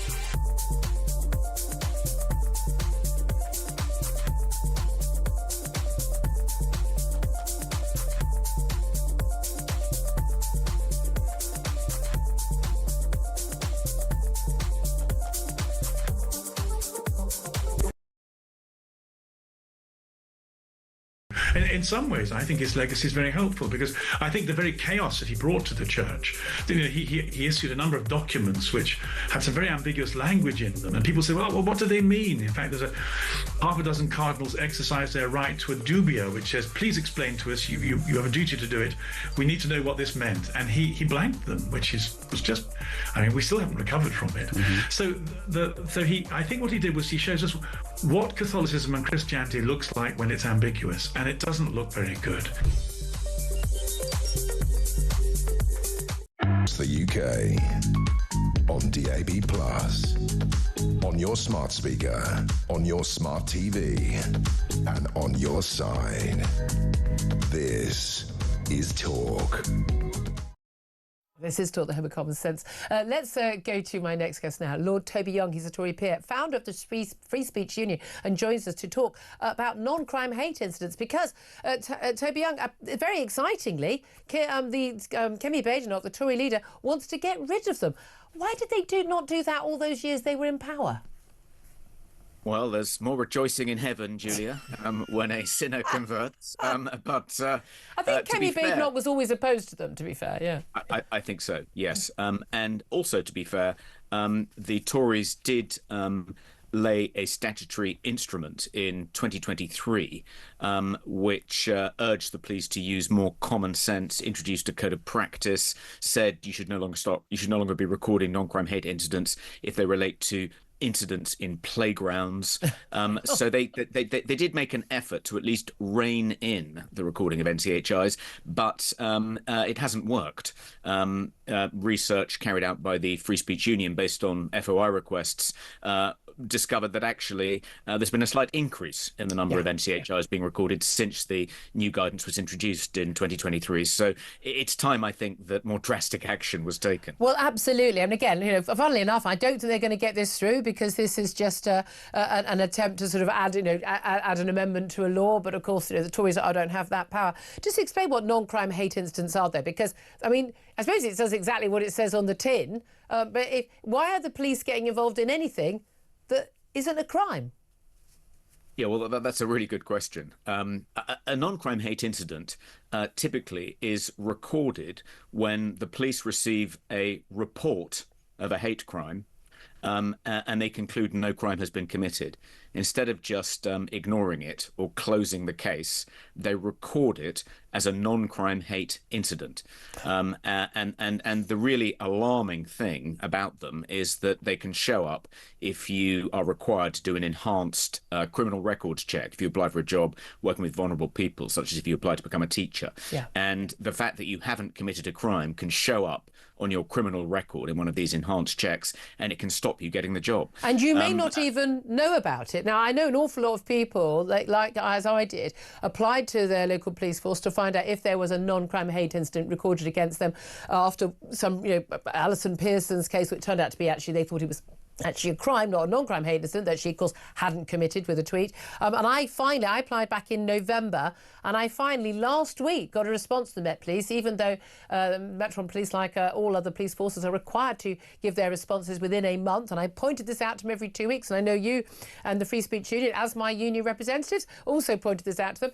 I'm not going to lie. I'm really disappointed to discover I have no recorded non-crime hate incidents against me, Lord Young. And I worry, frankly, I just don't think I need to up my game, frankly. Well, I mean, I'm shocked. We all are. We think that about 250,000 non-crime hate incidents have been logged in England and Wales alone since 2014, and we calculate that that's over 62 a day. So I can't imagine why they've omitted you. How? I mean, I just don't think I've been making enough effort. But this is the thing: people don't realise this isn't someone sort of shouting, you know, or I don't know, holding up a placard saying "Bring back witch burning," or you know, the only turf is a dead turf, and things like that. This trans activist demonstration in Parliament, where no arrests, as far as we're aware, have yet been made regarding those outrageous incitements to violence. And yet people have got NCHIs recorded against them because someone else perceived that someone else might perceive that what you had said was a hate speech, even if it wasn't. And you've got a record, a police record of this, even though you haven't said anything. I mean, you could have said things like a trans woman is not a woman. You could have an NCHI against you right now. Oh, definitely. Rachel McLean, when she was vice chair of the Conservative Party, effectively said about a rival candidate in a neighbouring constituency that it was actually a man in a wig and not a woman, which was factually correct. Yeah. And had an NCHI recorded against her name as a consequence. And the Free Speech Union applied to get that removed, and after some effort, it was removed. And that was a vice chairman of the Conservative Party. Yeah. Yeah, there was a chap the number of trivial incidents that have been taken seriously enough by the police to investigate and then record as NCHIs is quite astonishing. I mean, my favourite example is a man in Bedfordshire complained that whenever his neighbour saw him, he whistled the theme tune to Bob the Builder. And the neighbour, this was somehow motivated by hatred of one of his protected characteristics, God knows which one. And the police duly investigated. And then when they concluded, incredibly, that it wasn't actually a crime to whistle the theme tune to Bob the Builder, they recorded it as an NCHI. I'm going to have that tune in my head for the rest of my life. Just finally, I know we haven't got you for very long, Lord Young, but I mean, we had that Supreme Court ruling on women's rights. It wasn't about trans people, it was about women's rights, sex-based rights last week. We finally got the Prime Minister, who's been remarkably busy for 6 days, unable to actually make a comment, saying he welcomes the clarity. I know that from speeches you've made, the Free Speech Union, that a huge percentage of the work you guys do there, and I'm a member of the union, as I say, is actually to basically help people who are being disciplined in their workplace for the most completely, making the same statement the Supreme Court made, that trans women are not women and that women are based on biological sex. Do you think that this is now a victory and we all move on, or do you think we've still got a lot of work to do to get sanity back into our public and private lives?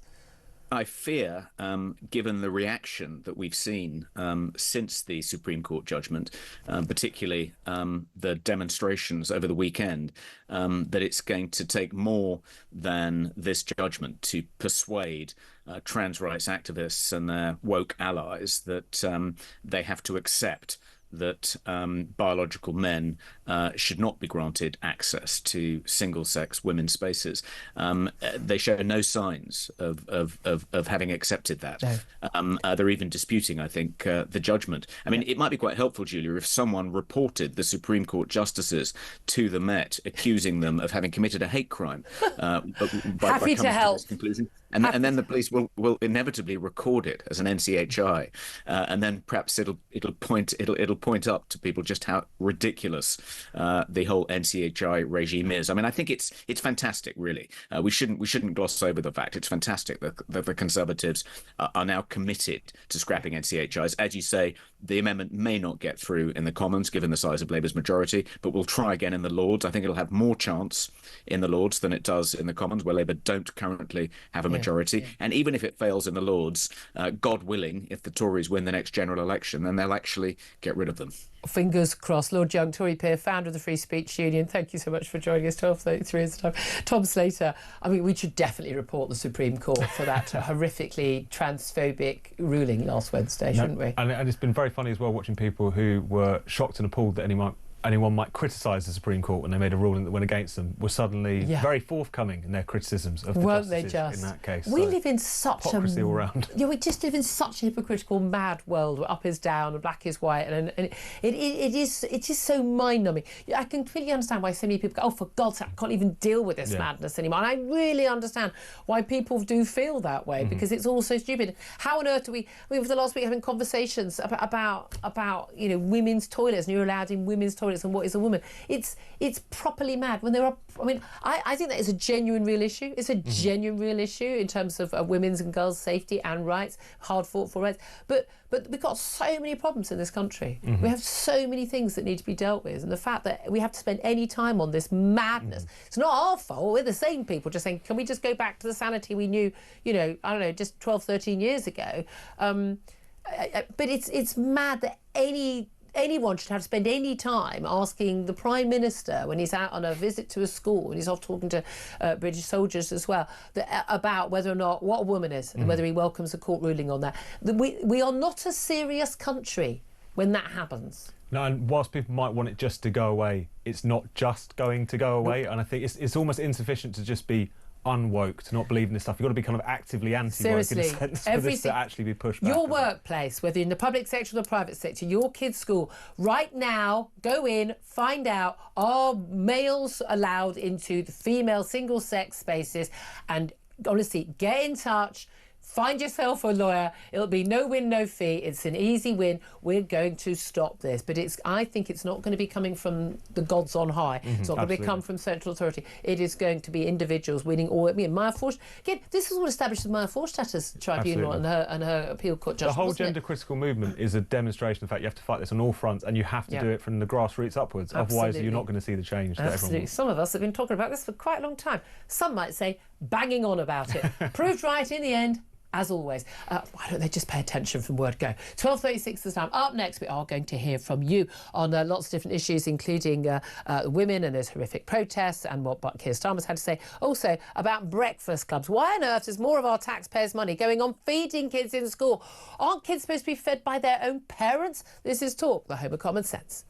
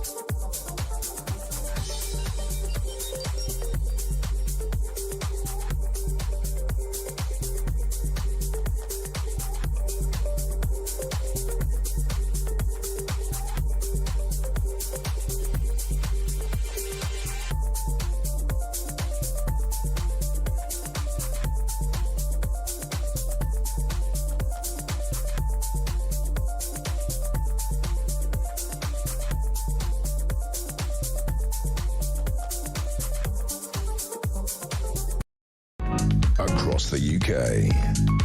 On DAB+, on your smart speaker, on your smart TV, and on your side.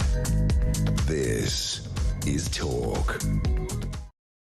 This is Talk, the Home of Common Sense with me, Julia Hartley-Brewer. 12:38 is the time. Tom Slater's also with us. Let's get some of your messages coming in thick and fast at Talk TV and at on text on 87222 about Keir Starmer finally deigning after 6 days to speak about the Supreme Court landmark gender ruling, saying he welcomes the much-needed clarity for women. But isn't he part of the problem why we didn't have clarity on what a woman was? Molly says, yeah, it's too little, too late. Kevin says the Labour Central Office statement was released 6 days too late. Archie says biology is what makes a woman a woman. The world is nuts. Why has it taken Britain so long to catch up on the facts? Christopher says, interesting, isn't it, that someone legally qualified occupying the office of Prime Minister needs a court case decided by the highest court in the land to tell him what a woman is. I wonder how he gets up in the morning. I mean, you do wonder, don't you? Ken says, much needed clarity. So a grown man who's also a lawyer, husband and father needed clarity from the Supreme Court. Tell me you're silly without actually saying it. Howie says, how can he run the country when he doesn't know what a woman is? Laura says it took him 6 days to come to terms with basic common sense and scientific reality. People are not happy, are they, Tom? Not at all, because it just looks so cowardly, so feeble. The fact looks that or is? Is, absolutely. The way in which he had to wait for Supreme Court justices to tell him what a woman is, does he require their instruction as how to tie his shoelaces or how to cross the road? I mean, it's just so embarrassing. This has become a huge issue, not least because people like Keir Starmer made it a huge issue, because they would go out in front of television cameras, they would go out in front of audiences and would struggle visibly with something that a 5-year-old has got pretty much down. This whole chapter has been humiliating for them. It's not just that they were wrong, they were shown up to be idiotic, captured by hysteria, buffoons. And lying, deceitful buffoons. I have to say, every now and then, if I want to cheer myself up, I do just watch that video of that interview with Nicola Sturgeon about whether or not Isla Bryson, a double rapist, should be allowed in a women's prison. Well, a rapist is male, but is this rapist male? It's an absolute joy. But again, Keir Starmer just as much tongue-tied on this issue. Let's go to your phone line. The phone call's on this as well. 0344 499 1000 is the number to call. Louise is in Kent. Louise, surely you are delighted the Prime Minister is so pleased with the Supreme Court ruling and has provided all that clarity, right? No, well, I hate to tell you this to you. I still don't think he gets it.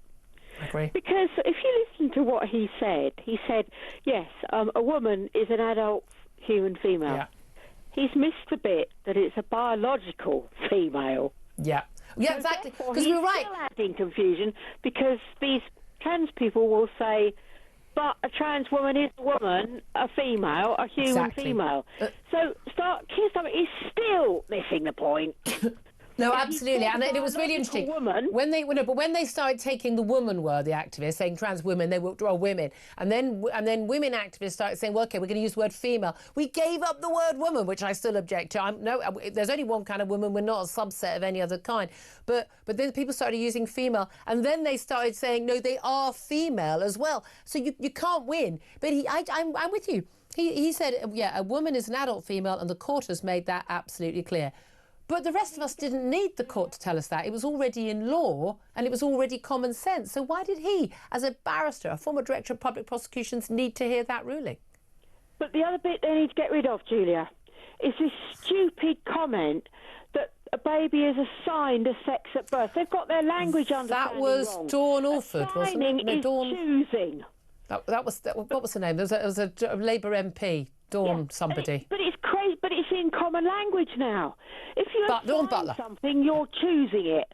You're looking at the baby and saying, well, I can see a boy's bits there. But you know what? I'm going to decide actually assign it as a female. No, it's a boy because you're seeing boys' bits. You observe the sex at birth. Yeah. So they don't know their language either. How do you think we got into this madness? And are you confident that with the Supreme Court ruling that everything changed? Because there was a lot of celebration. I was as pleased as those activists were on Wednesday and Thursday as well. I mean, we've been banging on about this for years on this show. But I am not as confident as other people seem to be that this all changes now. Either, and partly because also in the Supreme Court ruling, if you think about it, he also said that, yes, biological women use that, but whatever we do with other things, it must be proportionate. Therefore, if you've got a trans woman who's had full surgery, and I mean everything off, and redone, I don't have a problem with them using the same changing room as me, because probably I wouldn't even know. Yeah. And that's the key difference. And I don't think people did when it wasn't a big bloke in a dress pretending and basically play acting. I mean, again, we want to be welcoming and things, but at the end of the day, we also need to have, priority given to the safety and rights of women. Again, that ruling wasn't about trans people last week. That ruling was about women. It was about us, 51% of the population. We've got to be proportionate and kind, which women are, incidentally. I think women should be less kind. I think we got ourselves into this mess because women wanted to be kind. Yes. I'm not kind to a man basically being misogynistic, putting my daughter or anyone else's daughter at risk in a bathroom, or wanting to be in a women's refuge, or a rapist who claims that he thinks he's a woman and getting into women's prisons so he can rape and sexually assault women prisoners behind bars. I don't think we should be kind to those people. And was it Helen Joyce, when she first started talking about it, she said there was a day when if men wanted to dress up in women's clothing, they did it in their bedrooms. Yeah, I do think, I really think people need to be very clear about what this movement is. Louise, thank you very much indeed. And this is the thing, Tom Slater, and this is something a lot of people felt very anxious about doing it. There are people with gender dysphoria who genuinely believe they're born in the wrong body. They are wrong. They are not. In the same way that an anorexic who thinks they're fat but there's actually only 6 stone is wrong. It's a mental health disorder, and they deserve empathy and respect and kindness and as much help as possible. And then there are people, men who get a kick out of dressing up as a woman or pretending to be a woman, gaining access to women's spaces. And then there are men who just pretend that they think that women just as a misogynistic power move against women. And we need to separate those three groups. But I have a horrible feeling that actually the last two are the ones who've been taking over the activism, as opposed to people who are just quietly living their life and just say, I feel like I'm born as a woman. Live your life, that's fine. You don't get to have my rights, but we need to separate those groups, don't we? No, absolutely. So many things have been put under this umbrella. Everyone from previously what were considered to be sort of transsexuals, as was previously referred to, through to... Well, transvestites. I mean, Eddie Izzard, he was a Exactly, and then a generation later, somebody's identifying as transgender. You've got the they-them thing, which is people who've got too much time on their hands, as far as I can tell. These are very different phenomena, and the fact that they've all been lumped into the same bracket and treated like it's a kind of civil rights movement, united around the idea that women should shut the hell up and get used to their spaces being invaded by people who aren't women. It's that nonsense. People are seeing through that spell now. The giveaway on the civil rights thing, the comparison with the suffragettes and with Martin Luther King and all of that, Nelson Mandela, I mean, all of the justification, even for violence on occasion, from the ANC in South Africa and from the suffragettes to a certain extent in the early 1900s, is always predicated to say we want our civil rights. There are no rights that trans people don't have that everyone else has. None at all. And the ruling makes that abundantly clear. But also, the protected characteristic, blah, blah, blah. But also, crucially, when women gained rights to vote and things like that, their own finances and things, and when gay people gained the same rights to marriage and things like that as straight people, they didn't take anyone else's rights away. No, they just gained their own rights. Same with black people with the vote in America and places like that. Trans rights are so different. It's just so different. Lots of your calls we're not going to get to, but I want to get to Pete, who's on the line from Bath. Pete, you want to talk about breakfast clubs? Hello, Julia. Hello. Yeah, I do. What do you want to say? I'm sick to death of hearing all about it. From 1939 to 45, there was millions and millions of single women because their husbands was at war. They was away. Yeah. The benefit system didn't come in until 48. Yeah. They survived. I'm 80. They fed their kids, yeah. Yeah. And my mother, I'm 80. My mother had to go through all the hardships of feeding me. She had 2 other kids. And then after the war, they were still rationing. So it was not easy. But we was fed before we went to school. We might have only had a sandwich, but we had something. And I just think that I used to say that kids was little Iwanas, medium Iwanas, and big Iwanas. And now it's turned a lot of their parents are turned into Iwanas. Yeah. And they want everybody else to supply things for them. Well, that's the thing. Again, the poorest people across the world who manage to feed their kids, but apparently our parents are too busy, too lazy, too poor to be able to feed their own kids. I would argue in that case, don't have kids. I agree with you. My wife didn't work for 14 years because she had 3 kids to bring up. Yeah. Oh, That said, a lot of mums would like to be able to do that or work part-time around the kids' schooling, and they just simply can't afford to do that. The cost of living now, the cost of rent or mortgage too high, that lots of women would love that choice. But we struggled. Yeah. I'll be quite honest with you. There was times when, and I hate to admit it, there was times when I used to have to steal from the allotments to help feed the kids. This was back in the 60s. Yeah. Yeah, But no, now that is quite something to admit to. But you made sure your kids were fed. Pete, thank you so much. I so appreciate you calling in.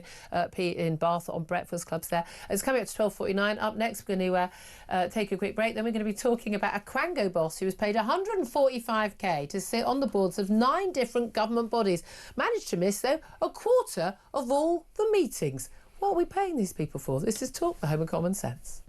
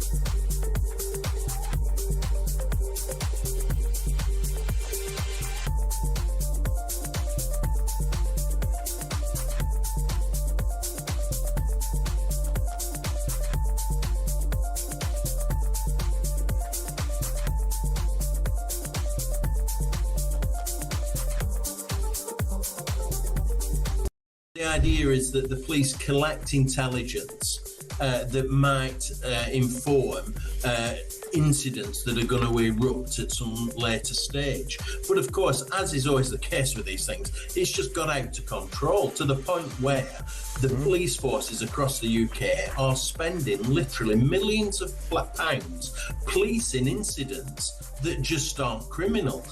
There's no logic to it. It's as though the police are playing at being police officers.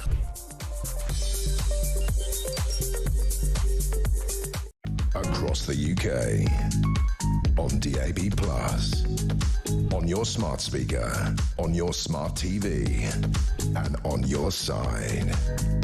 This is Talk. Very, very good afternoon to you. This is Talk, the home of common sense. Right, Tom Slater is still with me. He's the editor of Spiked Online. Tom, have you been ever offered any sort of board membership, directorship on a Quango of any sort? Unfortunately not. I'm waiting by the phone for. I know. I mean, seriously, but... what have we been doing wrong in life? Because it does look like it's got kind of money for nothing, and quite literally in some cases. And it does seem to be the same people doing the same thing. There's a man same set of views. Same set of views. Yeah. There's a man called Martin Spencer, and he was appointed as a non-executive board member of Ofsted, Companies House, the NHS Counter-Fraud Authority. Good to know they've got one, to be fair. And the Criminal Cases Review Commission, the people who make horrible mistakes about cases of people put behind bars, and among many, many others. He sat on more Quango boards in 22 to 23 than any other individual in the public sector. He held 9 such positions. This is according to research from the Taxpayers Alliance. Total pay for those roles, 9 different roles, was £145,000 a year. And all he had to do as part of that was to attend 65 meetings in total a year for all of those different bodies. And yet he still managed to miss 18 of them. That's a quarter of them. The man still managed not to do a quarter of his job, and yet he's paid 145k a year. I mean, what is that, 5-6 times the average income? How on earth is this happening, and why is it happening on our dime? Let's talk to Darwin French, who's the head of research at the Taxpayers Alliance and joins us now. Hello, Darwin. Good afternoon, Julia. Thanks for having me on the show. Well, thank you so much for coming on, and indeed for you guys at the Taxpayers Alliance publicising this. I mean, there are so many of these people that just on board and directorship. Now, there's plenty of directorships in the private sector, and everyone just, you hit your diversity target and this person, that person, and people who just, the great and the good, and they sit on these boards. The public sector also do it, but it's a lot of the same people again and again. But this man is perhaps a rather extreme example, isn't he? Yeah, I mean, he does stand out being on 9 boards. I mean, but he is only one of 285 others who are also sitting on numerous government Quango boards. And so what we're really seeing from this is there's a complete lack of diversity, as you mentioned. And that's not only diversity in thought, but it's also lack of diversity in region, where these people are coming from, their political views. I mean, I'm sure Martin Spencer clearly must have a lot of experience, has a lot of good views that maybe he can contribute. But I don't think that being on Ofsted, the Companies House, and the Submarine Delivery Agency, I'm failing to see the link between all 3 of those, really. I mean, wow, this man is a multitasker. We can certainly say that. But the thing is that these stats, I mean, I know we think there's a lot of Quangos. I mean, there's a lot of Quangos in this country. But I mean, I think if you ask most people, how many Quangos are there? There'll be a health authority, there'll be, Ofcom, there'll be this and that. People might think there are a few dozen, right? I mean, just maybe a few dozen. There are more than 300 Quangos in this country. Now, these are basically this was sounds quasi-government organisations. They're funded by the state. They're a lot of these people are appointed as in some way by the state. Everything's paid for by you and me, and they have a say over huge number of things that happen to us in our lives. But you and I, we get no say over how much people are paid or what these people do or the decisions they make. We need to scrap them, don't we? No, I completely agree, and I really wish it was just a couple of dozen. As you say, it's getting on towards 400 now. 400? And this Labour government, and this Labour government has now committed to introduce another 17 as well on top of that. And what we're seeing is really ministers, what they're doing, instead of actually making decisions themselves as the elected officials that we all vote for, it's ultimately being passed down onto these unelected Quangocrats who, frankly, even from our own MPs, have very little scrutiny before they're appointed or even while they're in office as well. And so this is really part of what we're trying to do at the Taxpayers Alliance in our new campaign that we've launched today called Britain's Quangos Uncovered, is really lift the lid on Britain's Quango state to show who these people are and what these bodies are actually doing. Because as you say, I think a lot of your viewers don't quite realise the scope and the functions that these people are actually I didn't realise it was that big. I mean, heading on for 4,000. It's absolutely extraordinary. I mean, most recently we heard about the Sentencing Council and their guidelines about basically treating defendants differently based on, if they were trans or from a minority, ethnic or religious view. And of course, even the government and the opposition said, oh no, this is awful, you shouldn't do that. And they went, phew, you haven't got any say of us, we can do what we want, they basically said. Completely out of touch with most ordinary people, out of touch even with the people who've appointed them. But how do we control them other than, them being controlled by elected, accountable people that we get to vote in and out of office? Well, this is what I really think the government needs to do. And the reason why we launched this campaign is we fully support the government in its rhetoric about having a bonfire of the Quangos. Obviously, we heard that in the 2010s as well with David Cameron and George Osborne. But I think what we actually need to look at is where Cameron and Osborne's project failed, which is not in terms of reducing the numbers. Of course, reducing the numbers is a key component of that. But it's also looking at the functions of these bodies. Does the public sector need to be doing them in the first place? Yeah. And then secondly to that is, should this be directly under the control of the minister? I mean, fundamentally, the case that you brought, the Sentencing Council, that's a great example. They were trying to override what the government wanted to do. The government almost had to actually legislate to stop them doing what they were doing, which was two-tier sentencing rules. And so ultimately they reversed themselves. Well, I think a lot of your viewers are going to ask, why aren't the government in charge of that in the first place? Exactly. That's the key thing. Again, if we're paying for it, I want accountable people. If they might be useless, but we can throw them out when they're useless. Darwin Friend, Head of Research research at the Taxpayers Line. Thank you so much for joining us. Do come on again soon.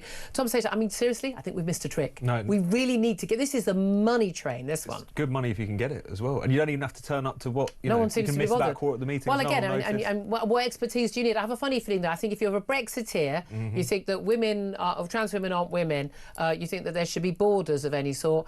I'm pretty sure you don't get onto any of these They're not going to boards. let you anywhere near that submarines regulator, which I was would be great amused at to find out regulating even submarines. existed. But I know. So we need to apply for some of these jobs. Tell you who should. Are you on any boards, Ian?